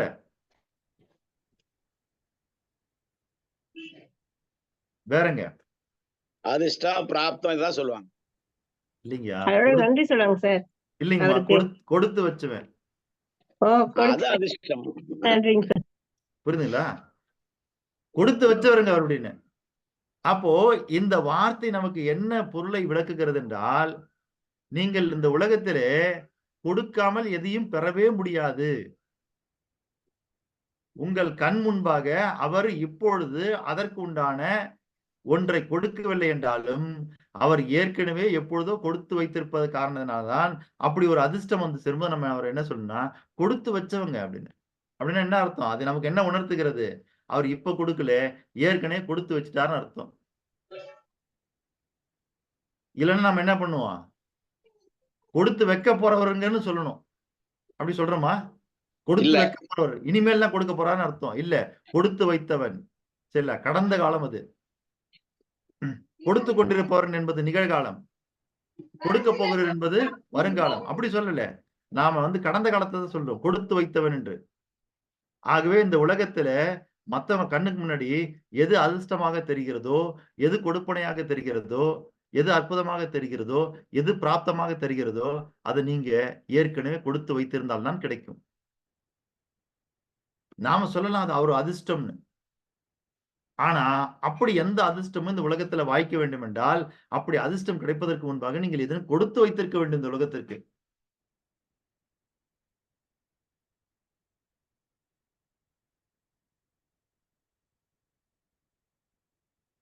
அப்படி நீங்கள் கொடுத்து வைத்தவராக இருப்பதற்கு மிக முக்கியமான ஒரு பொருள் எதுவென்றால், நல்வழியில் ஈட்டிய பொருளாக இருந்தால் தான் நீங்க கொடுத்து வைக்க முடியும்.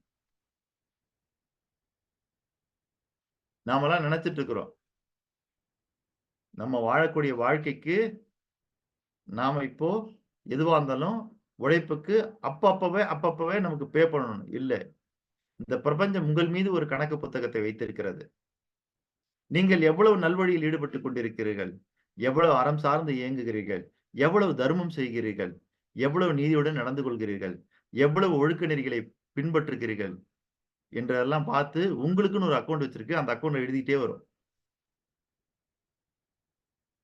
அது எழுதி அது தக்க நேரத்துல அதை ரிலீஸ் பண்ணும். அது பணமாக பொருளாக உங்களை வந்து சேரும். அப்ப அந்த BMW கார் அவருக்கு சும்மா கிடைக்கல ஏழுமலை ஐயாவுக்கு. ஏழுமலை ஐயா ஏதோ ஒரு காலகட்டத்துல அல்லது ஏதோ ஒரு பிறவியில அவர் செய்த அந்த நன்மைகள் தான் அவருக்கு இப்பொழுது ஒரு மிகப்பெரிய பரிசாக கிடைக்கிறது என்று பொருள். அதனால்தான் நம்முடைய முன்னோர்கள் சொல்லி வைத்தார்கள், ஒருத்தனுக்கு எதுவுமே செய்யாம சும்மா கிடைச்சிருச்சுன்னா அதுக்கு என்ன பேருன்னா கொடுத்து வச்சவங்க. அப்ப அவர் ஏற்கனவே கொடுத்து வச்சுட்டாருன்னு அர்த்தம். அதனால்தான் உங்களுடைய வாழ்க்கையில் நீங்கள் வாழக்கூடிய இந்த வாழ்க்கை இருக்கு பாருங்க, அந்த வாழ்க்கையில நீங்க போற பாதையில எவ்வளவு முடியுமோ அவ்வளவு நல்லது செஞ்சுக்கிட்டே போகணும். எவ்வளவு முடியுதோ அவ்வளவு நல்லது செய்யணும். செஞ்சுக்கிட்டே போனா உங்க வாழ்க்கையில உங்களுக்கு பிற்காலத்துல அதே நன்மை திரும்ப வந்து சேரும். ஏன்னா வாழ்க்கை என்பது ஒரு வட்டம். நீங்கள் என்ன செய்து கொண்டே போகிறீர்களோ அதுதான் உங்களுக்கு திரும்ப கிடைக்கும். நீங்கள் வாழக்கூடிய வாழ்க்கையிலே உங்களுடைய இளமையை உங்களுடைய சுகபோகத்திற்கு மட்டுமே நீங்கள் செலவழித்து விட்டீர்கள் என்றால் நீங்கள் வயதான காலத்தில் வயோதிக காலத்தில் நீங்கள் கண்டிப்பாக தனிமையில் வாட நேரும். உங்களுடைய இளமையை உங்கள் சுக லாபத்துக்கு மட்டுமே, உங்களுடைய சுய இன்பங்களுக்காக மட்டுமே, உங்களுடைய சுய சந்தோஷங்களுக்காக மட்டுமே நீங்கள் இளமையை கழித்து விட்டீர்கள் என்றால் கண்டிப்பாக உங்களுடைய முதுமை மிக கொடுமையான தனிமையாக இருக்கும். அப்ப அந்த இளமைங்கிற சக்தியை நாம இந்த சமுதாயத்திற்காக மற்றவர்களுக்காக நாம் பயன்படுத்தி இருந்தா கண்டிப்பாக கடைசி காலத்துல நமக்கு அது பயன்படும். ஆகவே நாம் செய்ய வேண்டியது நம்முடைய வாழ்க்கையில பணம் வருவதற்கு எவ்வளவோ வழிகள் இருந்தாலும் நாம் எந்த வழியில பணம் ஈட்ட வேண்டும்?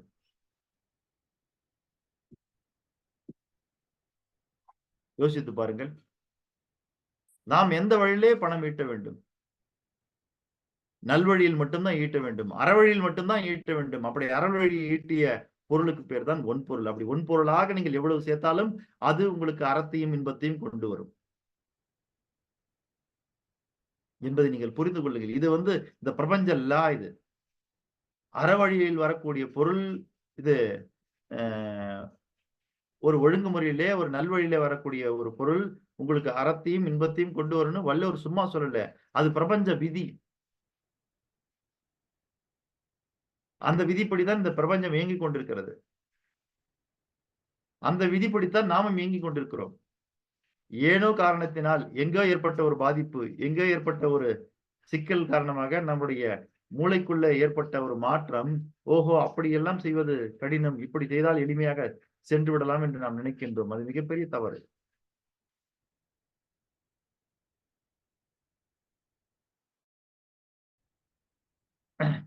ஆகவே வள்ளுவம் காட்டும் செல்வச்சிந்தனை நிகழ்ச்சி இந்த ஓராண்டுகளாக நடத்தப்பட்டு கிட்டத்தட்ட உங்களுக்கு அற்புதமான குரல்களை எல்லாம் எடுத்து வழங்குவதற்கான வாய்ப்பளித்து இந்த ஓராண்டு நிகழ்விலே சில நாம் இறுதியாக கொடுக்கக்கூடிய ஒரு அற்புதமான குரல் இன்று. ஆக மீண்டும் அந்த குரலை உங்களுக்கு நினைவுபடுத்தி வலியுறுத்தி விடைபெறப் போகிறேன். நாளையிலிருந்து வேறு நாம் இன்று செல்வச்சிந்தனை நிகழ்ச்சியை பார்க்க போகிறோம். ஆகவே மீண்டும் இந்த தினத்திற்கான குரல், உங்கள் வாழ்க்கையில் அறம் வேண்டும், இன்பம் வேண்டும் என்றால் அதை கட்டமைக்கக்கூடிய அந்த கட்டுமான பொருள் இரண்டிற்கும் இடையிலே இருக்கக்கூடிய அந்த இணைப்பு சங்கிலி எதுவென்றால் அது பொருள். அது என்ன பொருள்? ஒன்பொருள் என்பதை நீங்கள் மனதிலே வைத்துக் கொள்ளுங்கள். ஒன்று செய்க பொருளை, இரண்டு அது ஒன்பொருளாக இருக்க வேண்டும் என்பதை மனதிலே நினைத்துக் கொள்ளுங்கள் என்று கேட்டுக்கொண்டு இன்றைய தினத்திற்கான குரல் பால் 2 பொருட்பால் இயல் 8 கூழியல் அதிகாரம் எண் 76 பொருள் செயல் வகை குரல் எண் 760 ஒன்பொருள் காழ்ப்ப இயற்றியார்க்கு என் பொருள் ஏனை இரண்டும் ஒழுங்கு என்ற பொருளுக்கொப்ப நாம் அனைவருமே பொருளை செய்ய வேண்டும். பெரியதாக பெரியதாக பெரியதாக எவ்வளவு முடியுமோ அவ்வளவு பெரிதாக பொருள் செய்ய வேண்டும். அதாவது பணம் ஈட்ட வேண்டும், நிறைய சம்பாதிக்கணும். அதனால்தான் உலகத்தினுடைய நம்பர் 1 பொசிஷனுக்கு போன பிறகு கூட யாருமே நம்ம நம்பர் 1 செல்வந்தர் ஆயிட்டோம்னு பணம் சம்பாதிக்க நிறுத்துறானா? இல்ல. யாரெல்லாம் நம்பர் 1 பொசிஷனுக்கு போறாங்களோ அவங்கதான் மற்றவங்களை காட்டிலும் இன்னும் அதிகமாக சம்பாதித்துக் கொண்டே இருக்கிறார்கள். காரணம் என்னவென்றால் சம்பாதித்துக் கொண்டே இருக்க வேண்டும். ஏனென்றால் எவ்வளவுக்கு எவ்வளவு நீங்கள் அதிகமாக சம்பாதித்துக் கொண்டே இருக்கிறீர்களோ அவ்வளவுக்கு எவ்வளவு இந்த உலகத்துல நீங்க நிறைய நன்மைகள் செய்ய முடியும். ஆகவே நிறைய நன்மைகள் செய்வதற்கு நிறைய சம்பாதிக்க வேண்டியிருக்கிறது. அதற்காக நீங்கள் நிறைய சம்பாதியுங்கள். அதற்காக நான் நிறைய சம்பாதிக்கின்றேன், நிறைய சம்பாதிக்க வேண்டும், நிறைய நல்ல காரியங்கள் செய்ய வேண்டும் என்பதற்காக தீய வழியிலே சம்பாதித்து விடாதீர்கள். அது நல்ல வழியில் இருக்க வேண்டும் என்பதை மனதிலே போட்டு வைத்துக் கொள்ளுங்கள். ஆகவே நல்ல வழியில் சம்பாதிங்கள், அது நிறைய சம்பாதிங்கள் என்று கேட்டுக்கொண்டு இப்படிப்பட்ட குரல் வழங்குவதற்கான வாய்ப்பளித்த அத்தனை நல்ல உள்ளங்களுக்கும் என்னுடைய மனமார்ந்த வாழ்த்துக்களையும் பாராட்டுகளையும் தெரிவித்துக் கொண்டு நன்றி கூறி விடைபெறுகிறேன். நன்றி, வணக்கம். சார், இன்றைக்கு நான் உலக மக்களின் நன்மைக்கான கூட்டு பிரார்த்தனைக்கு கலந்து கொள்கிறேன் சார். ஏனென்றால் நான் நமது இந்தியாவில் இருக்கின்றேன். ஆகவே எனக்கு ஒரு வாய்ப்பு கிடைக்கும் என்று நம்புகிறேன். நன்றி சார். சாரி சார், உலக மக்களின் நன்மைக்கான கூட்டு பிரார்த்தனையை மதுரையை சேர்ந்த ஜி.கே. மூர்த்தி ஐயா அவர்களும் மலேசியாவை சேர்ந்த சாந்தலட்சுமி அம்மா அவர்களும் இணைந்து வழங்கட்டும். மற்றவர்கள் அத்தனை பேருமே தன்னுடைய மைக்கை மியூட் செய்து வைத்துக் கொள்ளுங்கள். நீங்கள் மியூட் செய்து வைத்துக் கொண்டு உங்களுடைய இடத்திலே வாய்விட்டு கூட்டு பிரார்த்தனை மேற்கொள்ளுங்கள் என்று கேட்டுக்கொள்கிறேன். நன்றி. உலக மக்களின் நன்மைக்கான கூட்டு பிரார்த்தனை. உலக மக்களின் நன்மைக்கான கூட்டு பிரார்த்தனை. உலகின் எல்லா உயிர்களையும் படைத்த சர்வ வல்லமையும் ஈடு இணையில்லா சக்திகளின் பிறப்பிடமாக உள்ள இயற்கை பேராற்றலின்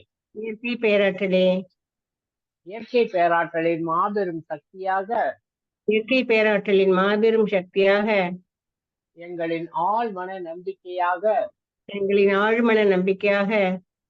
எங்களுக்குள் பெருக்கெடுத்து ஓடும் நேர்மறை ஆற்றலே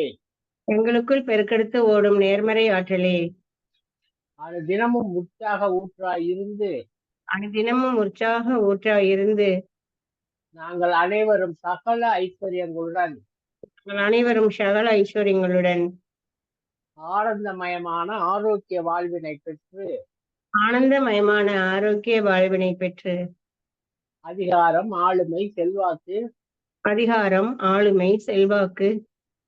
வல்லமை கொண்ட மனிதர்களாக ஞானம், புகழ், வெற்றிகளை அடைந்து நாங்களும் எங்கள் குடும்பமும் பரிபூர்ண திருப்தியுடன் நிறைந்த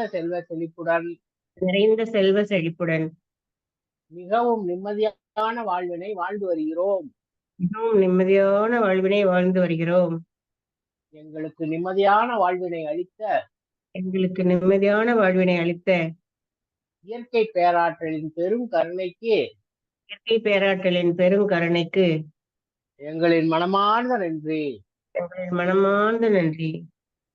எங்களின் உணர்வுபூர்வமான நன்றி.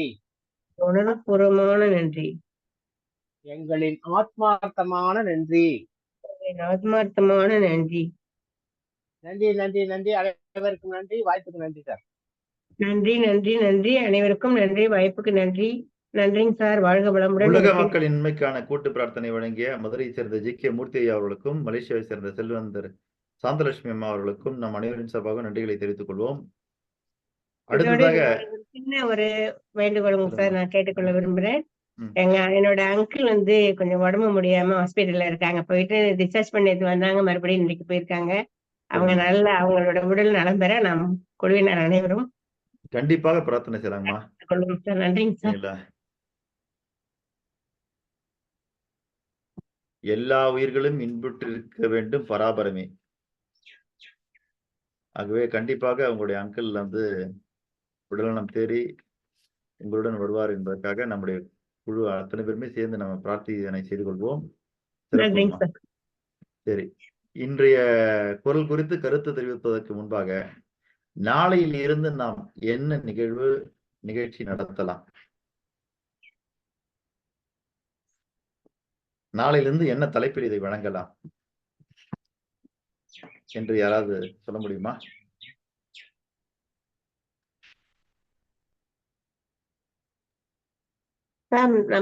நம்மளோட தலைப்பு எப்பயுமே ஆரோக்கியம், செல்வம் தான் எல்லாமே உள்ளுக்கு இருக்கு.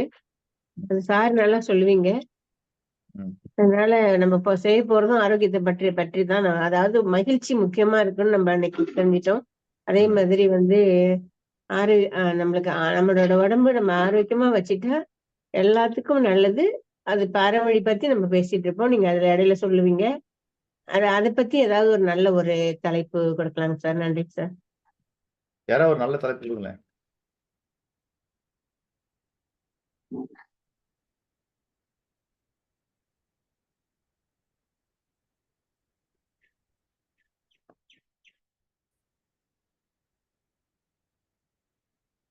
ஹலோ சார், உங்களை செல்வந்தராக்கும் கலை பாகம் 2.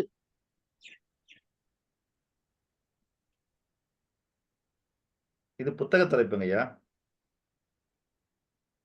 நான் கேட்பது நம்முடைய நிகழ்ச்சிக்கான தலைப்பு. ஓகேங்க. அதாவது ஐயா காலையில நமக்கு 5:30 மணிக்கு 21 முதல் நாளை 21/6 முதல் இது இருக்கு இல்லையா செல்வந்தராகம் கலைப்பயிற்சி? ஆமாங்க ஐயா. அது கேட்டேன். அதே மாதிரி இதுக்கு தலைப்பு வந்து வள்ளுவம் என்ற ஒரு ஒரு ஒரு இந்து மகா சமுத்திரத்துல இருந்து வந்திருக்கிறோம். இதுக்கு மேல ஒரு தலைப்பை சொல்றதுக்கு யோசிக்கிறாரு. அது இந்த சிற்றறிவுக்கு எட்டியவில்லை.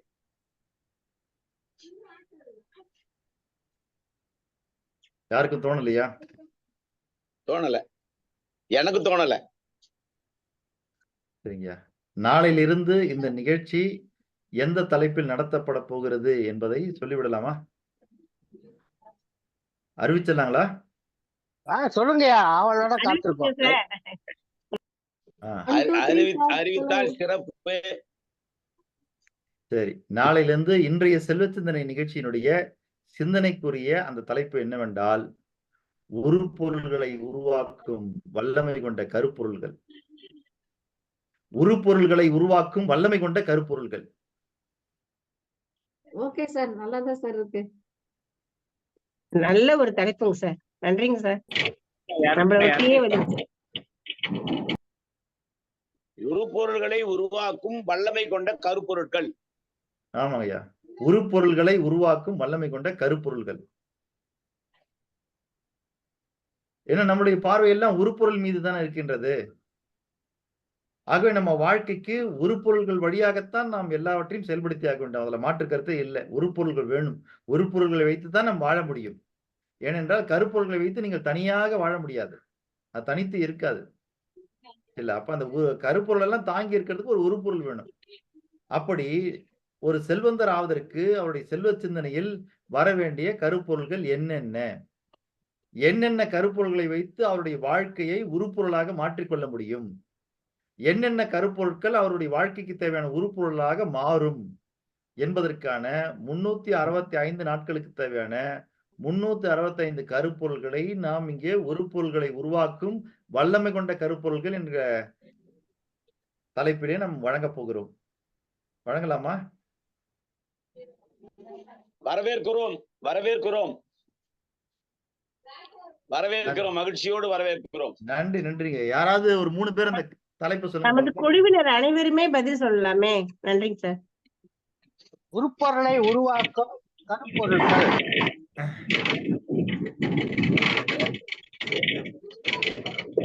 ஐயா அப்படி சொல்லலைங்க ஐயா. உருப்பொருளை உருவாக்கும் வல்லமை கொண்ட கருப்பொருள். ரொம்ப முக்கியமான வார்த்தை அது. உருப்பொருள்களை உருவாக்கும் வல்லமை கொண்ட கருப்பொருள்கள்.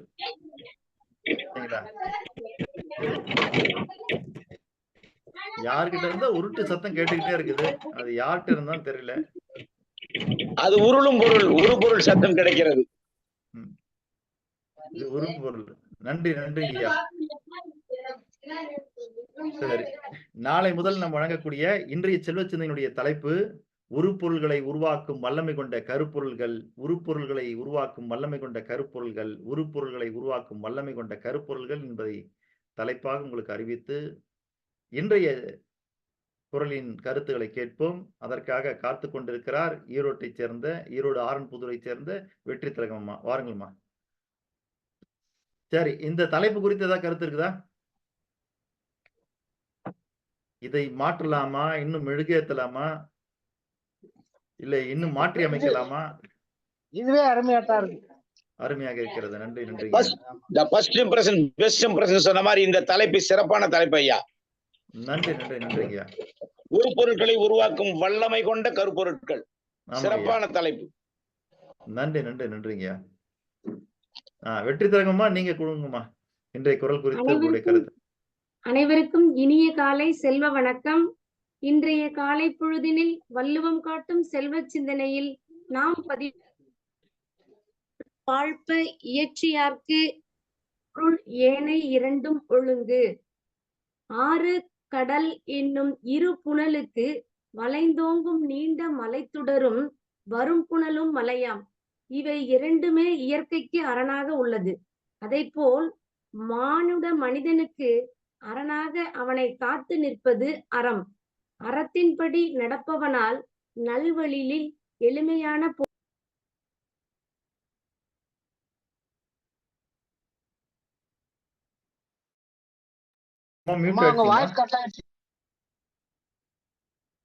மைக் மியூட் ஆயிடுச்சு பாருங்கம்மா. ஏதாவது கால் வந்து கேட்கலைங்கம்மா. திலகம்மா கேட்கலைங்கம்மா.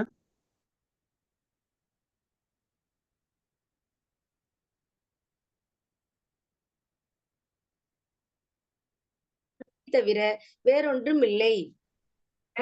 அறம், பொருள், இன்பம் என்னும் மூன்றில் பொருந்தும் வழியில் பொருளை மிகுதியாக ஈட்டியவருக்கோ ஏனைய இரண்டும் ஒன்றாக எளிதில் கிடைத்து விடுகிறது.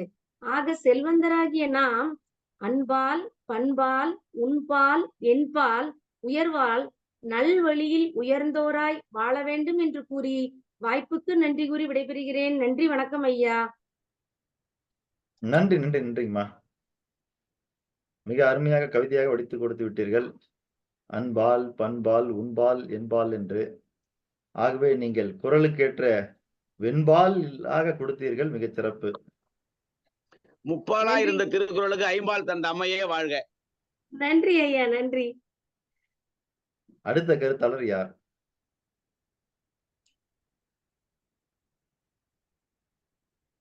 ஐயா, இதுவரைக்கும் இந்த குழுவுல கருத்து தெரிவிக்காதவங்க யாரா இருந்தா இன்னைக்கு கருத்து தெரிவிங்கய்யா. வள்ளுவம் காட்டும் செல்வச்சிந்தனுடைய நிறைவு நாள் என்று. இந்த நிறைவு நாளிலாவது நீங்கள் உங்களுடைய கருத்துக்களை பதிவிடலாம் என்று நினைக்கின்றேன். மலேசியா அருணகிரி ஐயா அவர்கள் வாருங்கள் ஐயா.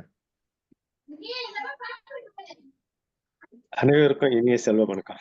செல்வ வணக்கம் ஐயா. சந்தோஷமா இருக்கு இன்னைக்கு கடைசி நாள் இந்த பேட்சுக்கு. ஆக்சுவலி நீங்க செல்வந்தர் ஆகிறதுக்கு எல்லாமே எப்படி எப்படி வந்தாலும் மனசே தான் காரணம்.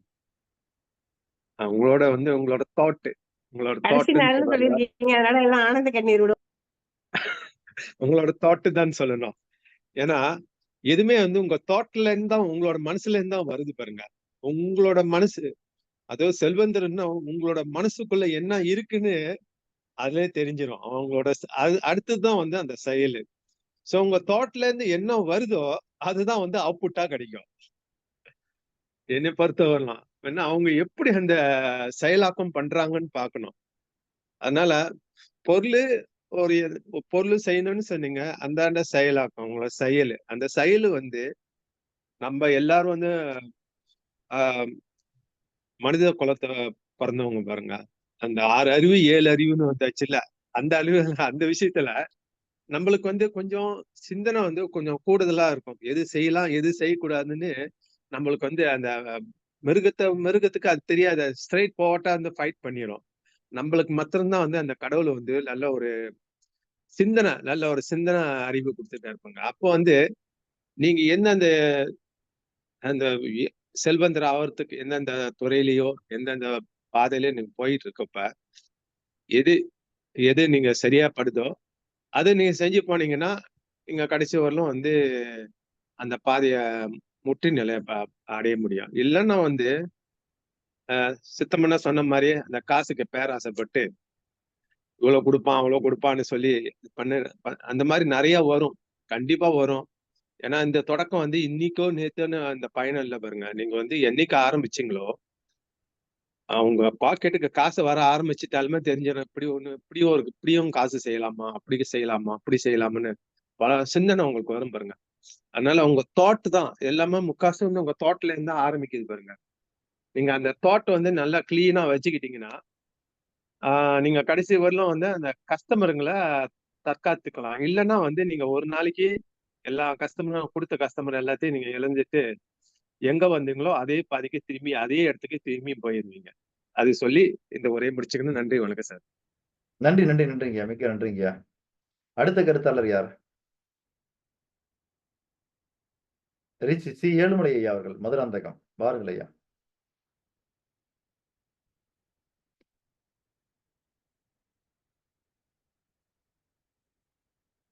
ஐயா அன்மியூட் பண்ணிட்டு பேசுங்க ஐயா. ஏழுமலையா அன்மியூட் பண்ணிட்டு பேசுங்க.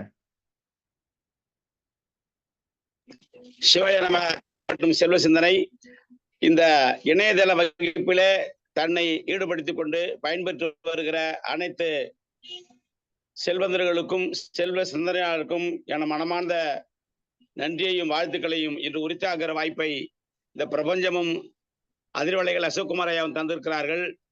எனக்கு இந்த வள்ளுவத்தின் மேல் ஈடுபாடு சற்று அதிகம். அதனால்தான் என் மூத்த மகள் பிறந்த போது கூட மருத்துவமனையிலிருந்து உங்களுக்கு பெண் குழந்தை பிறந்திருக்கிறது என்ற போது அடுத்த வினாடியே நான் வாசுகி என்று பெயர் வைத்து சான்றிதழ் பெறுங்கள் என்றேன். என் மூத்த மகள் பேர் வாசுகி. அப்படி வள்ளுவத்தின் மேல் ஈடுபாடுடைய நான் எங்கு எந்த பள்ளிக்கு சென்றாலும் எங்கு சென்றாலும் ஏதாவது ஒரு திருக்குறளை மாணவர்கள் மத்தியிலே சொல்வது வழக்கம். அந்த வகையில் என்னை இந்த பிரபஞ்சம் கொண்டு வந்து அதிர்வலைகள் அசோக்குமார் ஐயாவோட இணைத்தது இந்த பிரபஞ்சத்திற்கு நன்றி. ஏனென்றால் இந்த கருத்து ஒத்த பிரபஞ்ச விதியின்படி ஒத்தது ஈர்க்கும் என்பது போல் நானும் நாராயணன் மூலமாக ஐயாவை தரிசனம் கிடைக்கிற வாய்ப்பு எனக்கு கொடுத்தது. திருக்குறளுக்கு இப்படித்தான் பொருள் எழுத முடியும், பொருள் சொல்ல முடியும் என்று 10 பேரு குறள் எழுதி அந்த விளக்கங்கள் எழுதியிருந்தாலும் கூட இன்று வரை வருகிற எத்தனையோ பெரியவர்கள்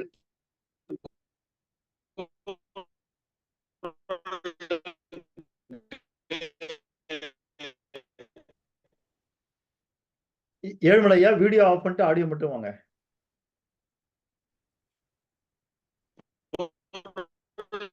ஏழுமலையா உங்களுடைய குரலோசை தடைபடுகிறது, அதனால இருக்கிறார்கள். அத்தனையிலும் மாறுபட்ட விஷயம். இப்படித்தான் இந்த திருக்குறளை படிக்க வேண்டும். திருக்குறளை இப்படித்தான் கேட்க நினைக்கிறேன் ஐயா. இப்ப கேக்குதுங்க ஐயா, படிங்க. இப்படித்தான் ஒரு திருக்குறளை சீர்பிரித்து படிக்க வேண்டும். இப்படித்தான் ஒரு திருக்குறளை சீர்பிரித்து படிக்க வேண்டும் அப்படிங்கிற சிந்தனையை அடிக்கோடிட்டு காட்டி சீர்கடாமல் படிக்க செய்த அந்த உன்னதமான செயல்பாட்டு குறித்தானவர் அதிர்வலைகள் ஐயா தான். ஏன்னா நிறைய விஷயங்களை வந்து திருக்குறள் போக்களை சீரா படிச்சிருப்போமே தவிர சீரா படிக்கணும்னு நினைச்சு கொண்டு சொன்னமே தவிர இதை இப்படித்தான் பிரித்து படிக்க வேண்டும்ங்கிற ஒரு புதுமையை ஒரு உத்தியை கற்றுக் கொடுத்தவர் ஐயா அவர்கள். அது மட்டும் இல்லாம எந்த குறளை எடுத்துக்கிட்டீங்கன்னாலும் அந்த திருக்குறளை செல்வ சிந்தனையோடு ஒப்பிட்டு நீங்கள் சீர்பெற பயன்பெற வெற்றி பெற வளம் பெற வேண்டுமானால் இந்த குறள் படி வாழ வேண்டும் என்று ஒரு உன்னதமான வழியை காட்டியவரும் ஐயாதான். ஆக இந்த வள்ளுவ சிந்தனை இன்றோடு நிறைவடைகிறது என்று சொல்லும் போது எனக்கு உண்மையிலே ஒரு மாபெரும் வருத்தம். வள்ளுவனை பிரிவதா அல்லது அதிர்வலைகள் அசோக்குமார் ஐயாவை பிரிவதா என்ற நோக்கத்தில் இருந்த போது அருமையான மீண்டும் ஒரு தலைப்பை தந்து நீங்களும் என்னோடு நானும் உங்களோடு இருப்போம் அப்படிங்கிற மாதிரி உருப்பொருள்களை உருவாக்கும் வல்லமை கொண்ட கருப்பொருள்கிற ஒரு உன்னதமான தலைப்பை தந்து நீங்கள் எங்களோடு இருங்கள் என்று எங்களை வாழ்த்தி தங்களோடு வைத்திருக்கிற ஐயாவுக்கு நன்றி சொல்லி அதிலும் குறள்கள் இடம்பெற வேண்டும் என்ற என் வேண்டுதலை வைத்து இப்படி ஒரு நல்லதொரு வாய்ப்பை தந்தமைக்காக என மேல பேசினது ரொம்ப பொழுது நல்லதொரு வாய்ப்பை தந்து எங்களை வழிநடத்தி கொண்டிருக்கிற அதிர்வலைகள் ஐயா அவர்களுக்கு என் மனமார்ந்த நன்றியை சமர்ப்பித்து இடம் சாருகிறேன். நன்றி, வணக்கம், வாழ்த்துக்கள். நன்றிங்க, மிக்க நன்றிங்க. அடுத்ததாக எனது ஆர்வ நண்பர் சேலம் குணாளன் ஐயா அவர்கள், வாருங்கள் ஐயா. வணக்கம். இந்த நிகழ்ச்சி உலகத்துல நிறைய பயிற்சி. ஐயா மியூட் எடுத்தீங்கயா, அன்மியூட் பண்ணிட்டு பேசுங்கய்யா.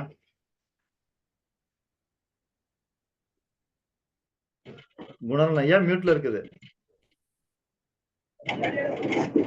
ஐயா வணக்கம். சரி, மியூட் ஆயிருக்கு.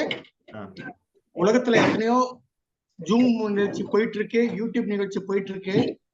ஆனா அது எல்லாமே வந்து ஒரு தியரி மாதிரி தான் இருக்கும். நம்முடைய பயிற்சி மட்டும்தான் வந்து ஒரு செயல் வழியில ஒரு அனுபவத்துல வந்த பயிற்சி. இதை கடைப்பிடிக்கிறவங்க எல்லாருமே அவங்க வாழ்க்கையில அடுத்து போயிருக்காங்க. சோ இந்த மாதிரி ஒரு பயிற்சி உலகம் முழுவதும் கொண்டு போய் சேர்க்கணும். நம்முடைய வைப்ரன்ஸ் சாருடைய target 10 lakh people to rich man நாம பண்ணி காட்டணும். ஸோ அந்த வழியில அவரை பின்தொடர்ந்து நாம என்னைக்கும் அவருக்கு துணையா இருப்போம். நன்றி, வணக்கம். நன்றி நன்றி நன்றிங்க, மிக்க நன்றிங்க.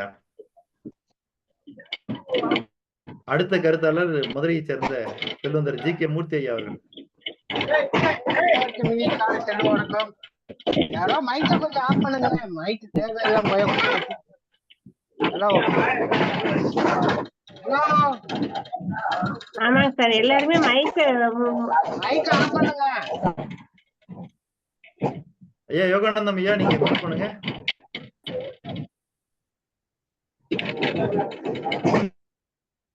இல்ல, இப்பதான் சரியா இருக்கு. ஓகே. அனைவருக்கும் இனிய காலை செல்வ வணக்கம்.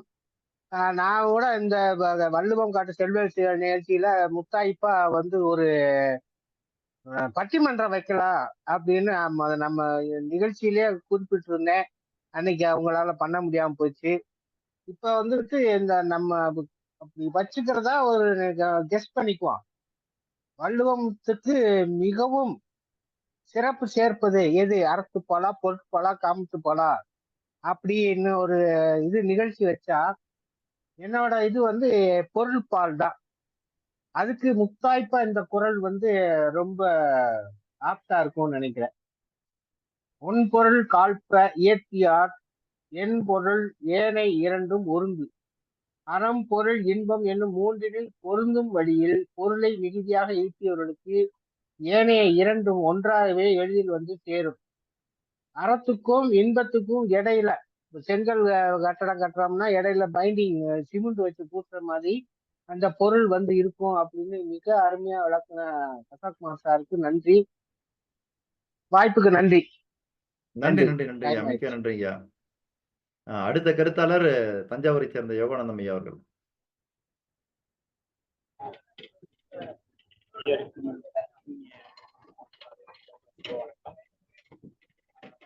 ஐயா, உங்களிடத்திலிருந்து குரலோசை சீராக இல்லைங்க ஐயா. ஏதோ உருட்டு சத்தம் மட்டும் கேட்டுட்டே இருக்குது.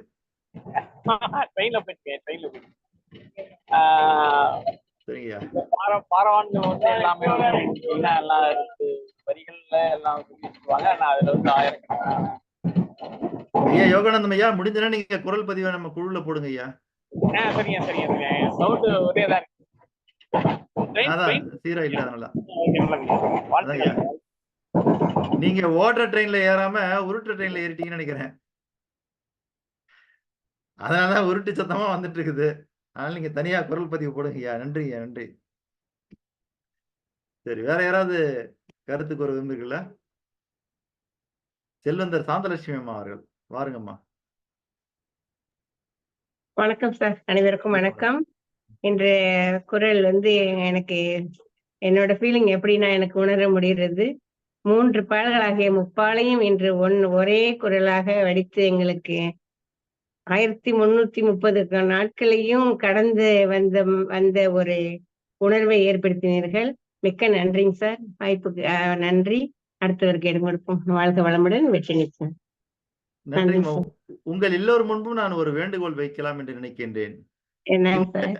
வல்லும் காட்டும் செல்வ சிந்தனையை நாம் இதோடு விட்டு விடாமல் இதை வந்துன்னா ஒரு சிறு சிறு பகுதிகளாக பிரித்து செய்யல. வாழ்வில் கடைபிடிக்க வேண்டிய முத்துக்கள் என்கிற பெயரில் 10 குறள்கள், வெவ்வேறு அதிகாரத்தில் இருந்து 10 குறள்களை ஒன்றிணைத்து இதை வெவ்வேறு இடத்துல வெவ்வேறு 10 குறள்களாக எடுத்து அதை அமைத்து அதை பள்ளிகளுக்கும் கல்லூரிகளுக்கும் வழங்குவதற்கு நான் தயாராக இருக்கின்றேன். நன்றிங்க சார். ஆகவே இங்க இருக்கிறவங்க யாராலையாவது அந்த வாய்ப்புகளை ஏற்படுத்தி கொடுத்தீர்கள் என்றால் பள்ளி கல்லூரிகளிலே அந்த மாணவர்களுக்கு மத்தியிலே அவர்கள் வாழ்க்கையில் எடுத்துக்கொள்ள வேண்டிய வாழ்க்கைக்கு தேவையான முத்து அது குறள் 10 என்கிற தலைப்புல நம்ம அந்த ஒரு 10 குறளை கொடுக்கலாம்னு நினைக்கிறேன். ஏன்னா ஒரு 10 குறளாக குழந்தைகள் மத்தியில மாணவர்கள் மத்தியில நம்ம எதிர்த்துக்கிட்டே வந்தோம்னா கண்டிப்பாக இந்த செல்வ சிந்தனை ஒரு மாபெரும் விருட்சமாக மாறும் வளரும் என்று நான் விரும்புகிறேன், நினைக்கின்றேன். ஆகவே அதற்கு வாய்ப்பு எல்லோரும் சேர்ந்து உருவாக்கி கொடுத்தீர்கள் என்றால் நாம் பள்ளிகளிலே கல்லூரிகளிலே இந்த 10 குறள்களை கொடுத்து அந்த 10 குறள்கள் வழியாக அவர்களுடைய வாழ்க்கை கடைபிடிக்க சொன்னால் கொஞ்சம் கொஞ்சமாக அவங்களுடைய வாழ்க்கையில மிகப்பெரிய மாற்றம் ஏற்படும் என்று எனக்கு தோன்றுகிறது. என்னுடைய எண்ணம் அது. ஆகவே அதற்கான வாய்ப்பை இங்கு இருப்பவர்கள் யார் யாரெல்லாம் ஏற்படுத்தி தர முடியுமோ ஏற்படுத்தி கொடுத்தீர்கள் என்றால் நாம் அப்படிப்பட்ட ஒரு நிகழ்வை நடத்தலாம். தமிழகத்தில் எங்கிருந்தாலும் அவர்களுக்கு அதை நாம் நடத்துவதற்கான ஒரு வாய்ப்பை நீங்கள் எல்லாரும் உருவாக்கி கொடுத்தீர்கள் என்றால் சிறப்பாக இருக்கும். நன்றி. பள்ளிகளுக்கு செல்வதாங்க சார், பள்ளிகளுக்கு சென்று நிகழ்வு வைக்கிறது. பள்ளி கல்லூரி மாணவர்களை ஒன்றிணைச்சு அங்க போயிட்டு அவங்களுக்கு இங்க உள்ள பள்ளிகள்ல நான் கேட்டு பாக்குறேன், கிராமத்து பள்ளிகள்ல நான் வந்து இல்லைன்னா மலேசியாவுக்கு வரும்போது அங்கேயும் ஏற்பாடு செய்வாங்க சார். நன்றிங்க சார். நன்றிங்கம்மா, நன்றி நன்றி. ஐயா மீண்டும் ஒரு முறை தலைப்பை சொல்லுங்கள் ஐயா. என்னங்க ஐயா? மீண்டும் ஒரு முறை தலைப்பை சொல்லுங்கள். முத்துக்கள் 10. ஐயா வாழ்வில் கடைபிடிக்க வேண்டிய முத்துக்கள் 10. வாழ்வில் கடைபிடிக்க வேண்டிய முத்துக்கள், அது குறள் 10. வாழ்வில் கடைபிடிக்க வேண்டிய முத்துக்கள் திருக்குறள் 10, அது குறள் 10. மகிழ்ச்சி, அது சேர்த்துக்கலாம். நல்லா இருக்கு இல்லையா? சரிங்க ஐயா. வாழ்வில் கடைபிடிக்க வேண்டிய முத்துக்கள், அது குறள் 10. நல்லது, நன்றி நன்றி ஐயா. அம்மா நீங்க ஏதாவது சொல்லணுமா இன்னும்? சாந்தலட்சுமிமா? சார் இல்லைங்க சார், நான் வந்து அதான் நம்ம வந்து அப்படி மலேசியாவுக்கு வந்தா எவ்வளவு நாள் வந்து செய்ய முடியும் தெரியல. அதுக்கு வேணா தனிமையில ஜூம் நிகழ்ச்சி வேணா செய்யலாம், ஏற்பாடு செய்ய பாக்குறேன். சரிங்கம்மா. இங்க வந்து நான் இப்ப இந்தியாவுல சில கிராமங்களுக்கு செல்வேன், அங்க நான் அதை பத்தி சொல்லி ஏற்பாடு செய்யலாம் இருக்கேங்க சார்.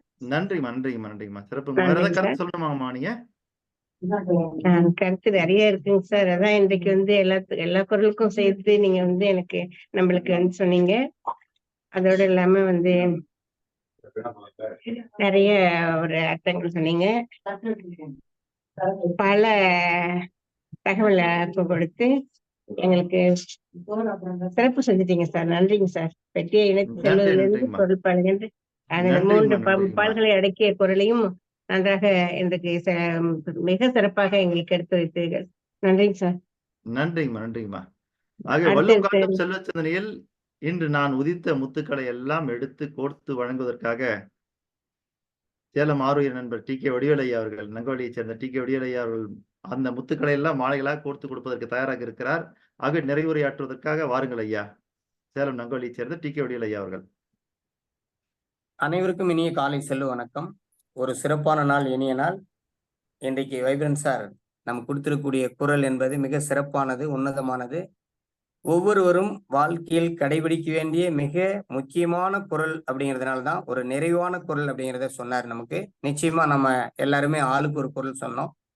இருந்தாலும் கூட அவருடைய தேர்வு என்பது அந்த 10 குறளில் ஒவ்வொரு அதிகாரத்திலும் வரக்கூடிய 10 குறள்ல 9, 10வது குறள் அதிகமா தேர்வு பண்ணியிருக்கிறார் அப்படிங்கிறது இந்த ஒரு வருடம் கண்ட உண்மை. அந்த வகையில இன்னைக்கு 10வது குறள் அந்த அதிகாரத்தினுடைய சிறப்பில் வரக்கூடிய பொருள் செயல் வகையில் வரக்கூடிய 10வது குறள், அதை தான் நம்ம கொடுத்திருக்கிறாரு. அந்த வகையில பால் 2 பொருட்பால், 8 கூலியல், அதே போல இயல் 8 கூலியல், அதிகாரம் எண் 76 பொருள் செயல் வகை, குறள் எண் 760 ஒன்பொருள் காழ்ப்ப ஏற்றியார்க்கு என் பொருள் ஏனை இரண்டும் ஒழுங்கு. ஒரு சிறப்பான குறள். உண்மையிலேயே இந்த குறள் மூலமா இன்னைக்கு நிறைவு நாள் அப்படின்னு சொன்னாலும் கூட நாம் திருக்குறளை வாழ்நாள் முழுவதும் உச்சரிக்கணும், வாசிக்கணும், அதன் பால் நாம் நடக்கணும் அப்படிங்கிறத வைப்ரன்ட் சார் கடந்த ஓராண்டாக நமக்கு வலியுறுத்தி சொல்லியிருக்கிறார். இது நம்முடைய வாழ்க்கையில இரண்டர கலந்த ஒரு பொதுமறை அப்படிங்கிறத நமக்கு விளக்கியிருக்கிறாரு. இந்த ப்ரோக்ராம் 2021 தொடங்கி இன்று வரை அதை தொடர்ந்து நாம் பார்க்கக்கூடிய, காணக்கூடிய, அவர் சொல்லக்கூடிய செய்தியை கேட்கக்கூடிய வகையில் நாம் இருக்கிறோம். தொடர்ந்து எத்தனை பேர் வரோம் அப்படின்னாக்கா தொடர்ந்து வந்துகிட்டே இருக்கிறோம். சில பேர் சில பணியின் காரணமா வெளியேறோம். ஆனாலும் கூட இங்க சொல்லக்கூடிய கருத்துக்கள் மீண்டும் பிரதிபலிக்கணும் அப்படிங்கிறதுக்காக வேண்டி யூடியூப்ல பதிவேற்றம் செய்வது மிக சிறப்பு இந்த ஆண்டு. அதற்கான பணியை நாராயண சாரும், அருணகிரி சாரும், வைப்ரன்ட் சாரும் தொடர்ந்து பண்ணிட்டு வராங்க. உண்மையிலேயே மிக சிறப்பு. நம்முடைய பதிவுகள் அனைத்துமே வரலாற்று ஏடுகளில் மீடியாவில் இன்னைக்கு காணொலி, அந்த ஆடியோ வீடியோ ரெண்டுமே பதிவாயிட்டு இருக்கிறது மிக மிக சிறப்பு. நம்ம என்னைக்கு வேணாலும் எடுத்து பார்க்கலாம், எப்ப வேணாலும் எந்த கருத்து வேணாலும் நம்ம பண்ணலாம். கடந்த காலங்களில் வைப்ரன்ட் சாரு கொடுத்த கருப்பொருள் என்பது வரலாற்று சிறப்பு மிக்கது. அதை நான் ஏடுகள் எழுதி வச்சிருக்கிறேன். இருந்தாலும் கூட இது போன்று மறுபடியும் ஒரு பாயிண்ட், ஒரு கருத்து நாம் கேட்க இயலுமா, கொடுக்கிறதுக்கு நம்ம நம்ம நண்பர்கள், வெற்றியாளர்கள், இந்த மாதிரி வாய்ப்பாளர்கள் இருக்கிறாங்களா அப்படின்னு சொல்லி எனக்குள்ள ஒரு கேள்வி. ஆனாலும் நம்ம வைப்ரன்ட் சார் எந்த விதமான சோர்வும் இல்லாம, நெருக்கடி இல்லாம, எத்தனை இடர்பாடுகள் வந்தாலும் கூட அதை நான் கொடுப்பேன், கொடுத்து கொண்டே இருப்பேன், அது என்னுடைய கடமை அப்படிங்கிறத உணர்ந்து நமக்கு 2021 சர்வதேச யோகா தினத்துல தொடங்கிய அந்த பணி என்பது இன்று வரை தொடர்ந்து பண்ணிட்டு இருக்கிறாரு. அதுக்கே உண்மையிலேயே ஒரு பெரிய விருது நாம கொடுக்கணும். அதை நாம கொடுக்கறது நன்றி கடன். நன்றி அப்படிங்கிற ஒரு வார்த்தையில் மட்டுமே நம்ம சொல்ல முடியும். வேறு விருது, அவருக்கு விருது கொடுக்குற அளவுக்கு நாம இன்னும் உயர்ந்திருக்கிறோமானா நிச்சயமா இல்லை. அவருக்கு நிச்சயமா விருதுகள் காத்திருக்கிறது. அவருக்கு நிறைய மேடைகள் காத்திருக்கிறது. இன்னைக்கு பாருங்க, ஸ்கூல் காலேஜ் எது வேணாலும் நான் பண்றேன், திருக்குறள்ல 10 குறள்ல முத்துக்கெல்லாம் நான் கொடுக்க தயாரா இருக்கிறேன் அப்படின்னு சொல்லி வணக்கம் சார், சார் வணக்கம் சார். கொஞ்ச நேரம் சார், ஒரே ஒரு செய்தி. ஏன்னா முடிச்சிருவாங்கன்னு எனக்கு பயம் சார். வைப்ரன்ட் சார் அவர்கள் மகன் என்று பிறந்த நாளை கொண்டாட இருக்கிறார். அவருக்கு நாம் அனைவரும் பிறந்தநாள் நல்வாழ்த்துக்களை தெரிவித்துக் கொள்வோம். நானும் சிறப்பாக அவருக்கு தனிப்பட்ட முறையில் எனது அன்பார்ந்த வாழ்த்துக்களை தெரிவித்துக் கொள்கிறேன் சார். நன்றிங்க சார். நன்றி. நம்ம சார்கள் பிறந்தநாள் வாழ்த்துக்களை தெரிவிச்சு மகிழலாம். உண்மையிலே இனிய பிறந்தநாள் வாழ்த்துக்கள் சார். நன்றி. எல்லாம் ஒன் டைம் கை தட்டிடுங்க. நானே கவிதை போட்டுருங்க நம்மளோட குரூப்ல. கேக்குதுங்களா? கேக்குதுமா. சார் எனக்காக ஒரு வாட்டி கை தட்டிடுங்க. நம்ம இங்கே ஹாப்பி பர்த்டே கொண்டாடிடலாம். கை தட்டினாவே ஹாப்பி பர்த்டே முடிஞ்சிச்சு. நான் பேசுறது கேக்குதுங்களா? ஓகே நன்றிங்கம்மா. குரூப்ல நல்லா அழகான ஒரு கவிதை போட்டுருங்க.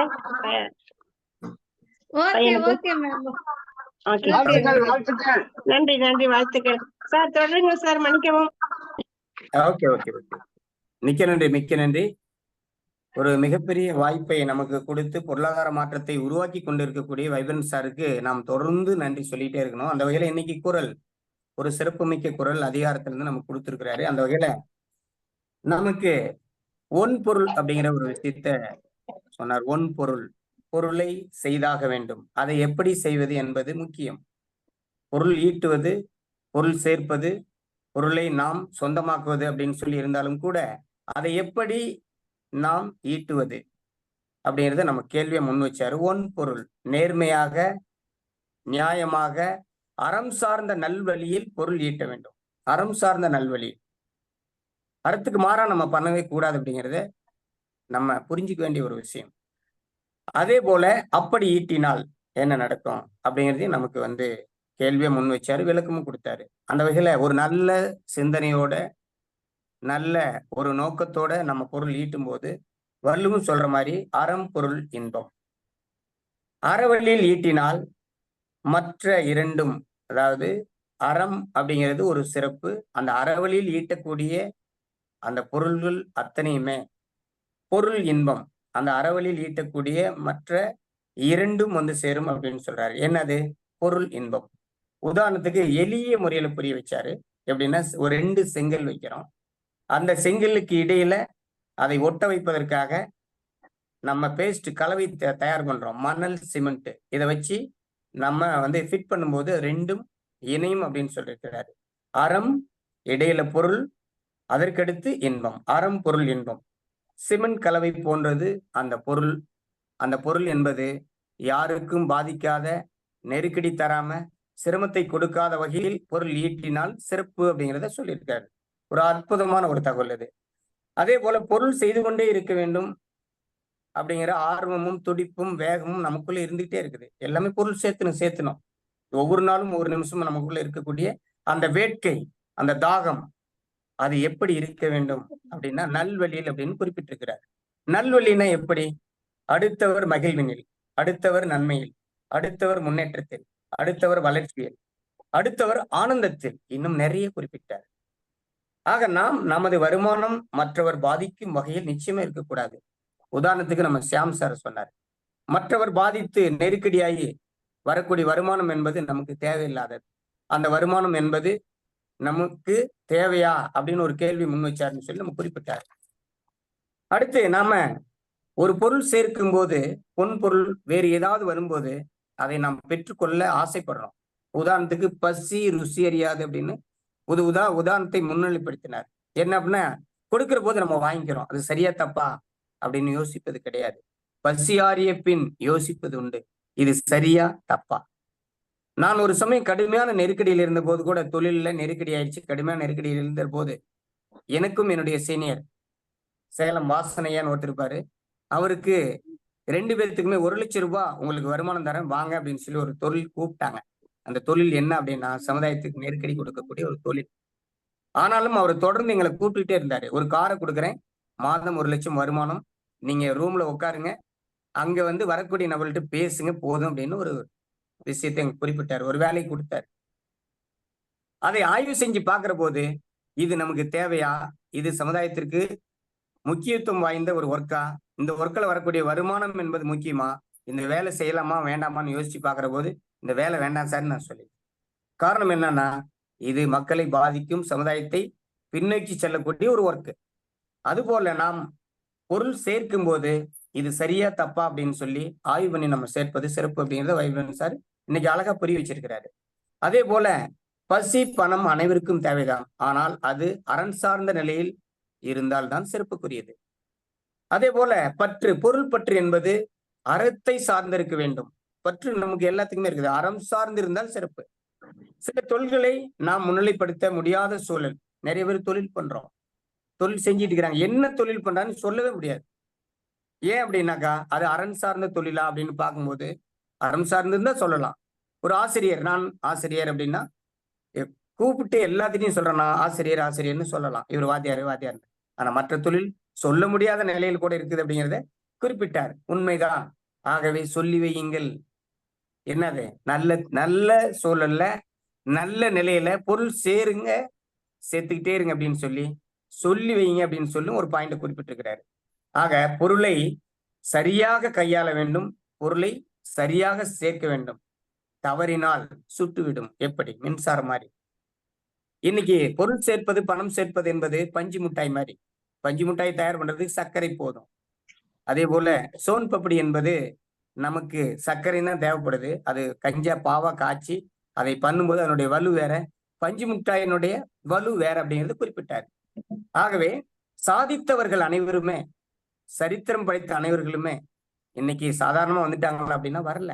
கடுமையான உழைப்பு, கடுமையான முக்கியத்துவம், வேலை, அதற்கு அர்ப்பணிப்பு, இது 10 ஆண்டுகள் 15 ஆண்டுகள் இன்னைக்கு முயற்சி செஞ்சிருக்கிறாங்க. அதன் பிறகுதான் அந்த பொருள் செல்வம் எல்லாமே வந்திருக்குது அப்படிங்கிறத நம்ம குறிப்பிட்டாரு. அதே போல ஹெச்பி ஹார்ஸ் பவர் அப்படிங்கிறத குறிப்பிட்டார். குதிரையும் சிறுத்தையும் முன்னிலைப்படுத்தினார். ஆனா குதிரையை விட சிறுத்தை வேகமா ஓடும்.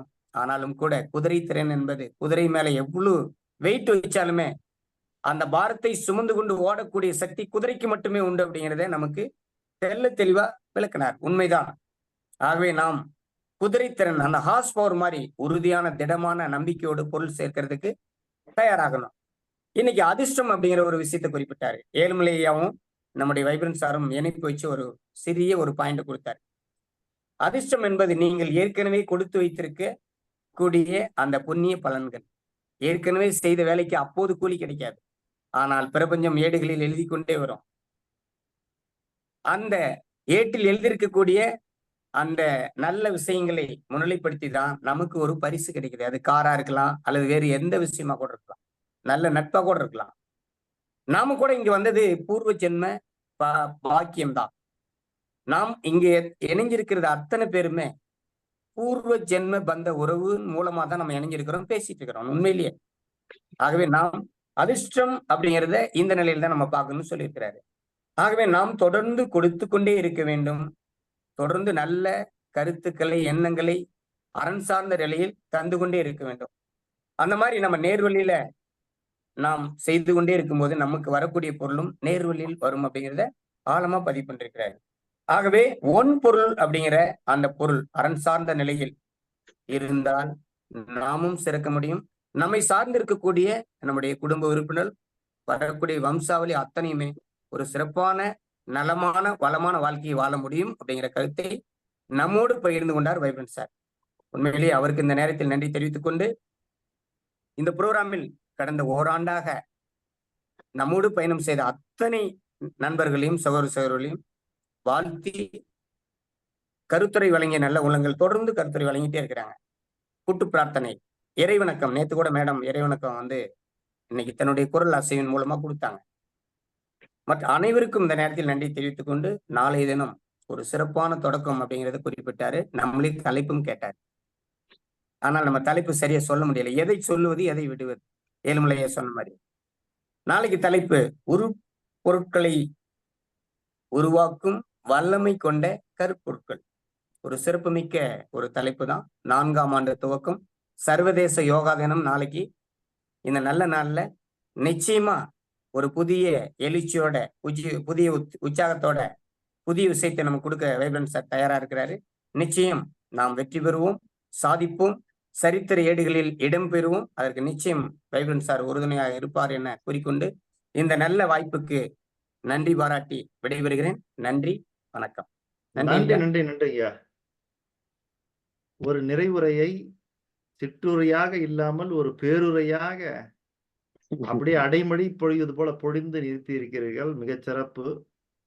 ஆகவே இந்த நிறைவான தருணத்தில், நிறைவான நாளில் ஒரு நிறைவுரையை வழங்கினீர்கள். மிகச் சிறப்பு. உங்கள் எல்லோருக்குமே உங்களுடைய கவனத்திற்காக சொல்கிறேன், நம்முடைய இந்த ஜூம் லிங்க் நாளைக்கு மாற்றப்படுகிறது. நாளை வேறு ஒரு புதிய லிங்க், அது நம்ம குழுவுல 366 குழுவுல வரும்.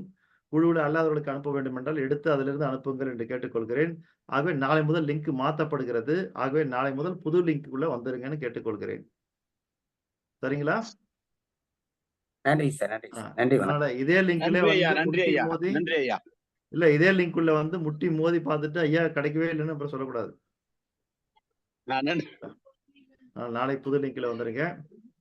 இல்ல, ஆகவே இன்றுடன் நம் வழங்கி கொண்டிருந்த வல்லும் காட்டும் செல்வச்சிந்தனுடைய இந்த குரலுடன் இன்று நிறைவு பெறுகிறது வல்லும் காட்டும் செல்வச்சிந்தனை. நாளை சர்வதேச யோகா தினத்தை முன்னிட்டு நம்முடைய 4ஆம் ஆண்டு துவக்க நிகழ்வு நடைபெறும். ஆகவே அதையொட்டி உருப்பொருள்களை உருவாக்கும் வல்லமை கொண்ட கருப்பொருள்கள் என்ற தலைப்பிலே அடுத்த ஆண்டிற்கான நிகழ்வு நடைபெறும் என்பதை கூறிக்கொண்டு உங்களிடமிருந்து விடைபெறுகிறேன். இந்த ஓராண்டு ஆதரவளித்த அத்தனை நல்ல உள்ளங்களுக்கும், இதனை யூடியூப் வழியாக எல்லோரும் காண செய்த நாராயணனுக்கும், நம்முடைய 3ஆம் ஆண்டு நிறைவுகளை சிறப்பாக செய்வதற்கு ஒத்துழைத்த அத்தனை நல்ல உள்ளங்களுக்கும், இன்று வரை கூட இருந்து அத்தனை உறுதுணைகள் செய்யக்கூடிய அன்பு உள்ளங்களுக்கும், அதே போல உறுதுணையாக இருக்கக்கூடிய நம்முடைய TK வடிவேலையா அவர்கள், ஏழுமலையா அவர்கள், குணாளன் ஐயா அவர்கள், அருணகிரி ஐயா அவர்கள், GK மூர்த்தி ஐயா அவர்கள், யோகானந்தம் ஐயா அவர்கள், அச்சுதன் ஐயா அவர்கள், செல்வந்தர் சாந்தலட்சுமி அம்மா அவர்கள், ரிச்சி வி அருணகிரி ஐயா அவர்கள், அவர்கள், லட்சுமி அம்மா அவர்கள், திலகம் அம்மா அவர்கள், கேசரி அம்மா அவர்கள். ஆகவே இங்க இருக்கிற எல்லாருடைய பேரும் சொல்லிட்டு நினைக்கிறேன். வந்தவர்கள் பேரை சொல்லிவிட்டேன். வராதவர்களுக்கும் வந்தவர்களுக்கும் அத்தனை பேருக்கும் வந்தனம் சொல்லி நிறைவு செய்கின்றேன். மீண்டும் நாளை காலை சர்வதேச யோகா தினத்தன்று வேறொரு புதிய தலைப்புடன் சந்திப்போம் என்று கேட்டுக்கொள்கிறேன். நன்றி, வணக்கம். நன்றி சார். வாழ்க வளமுடன்.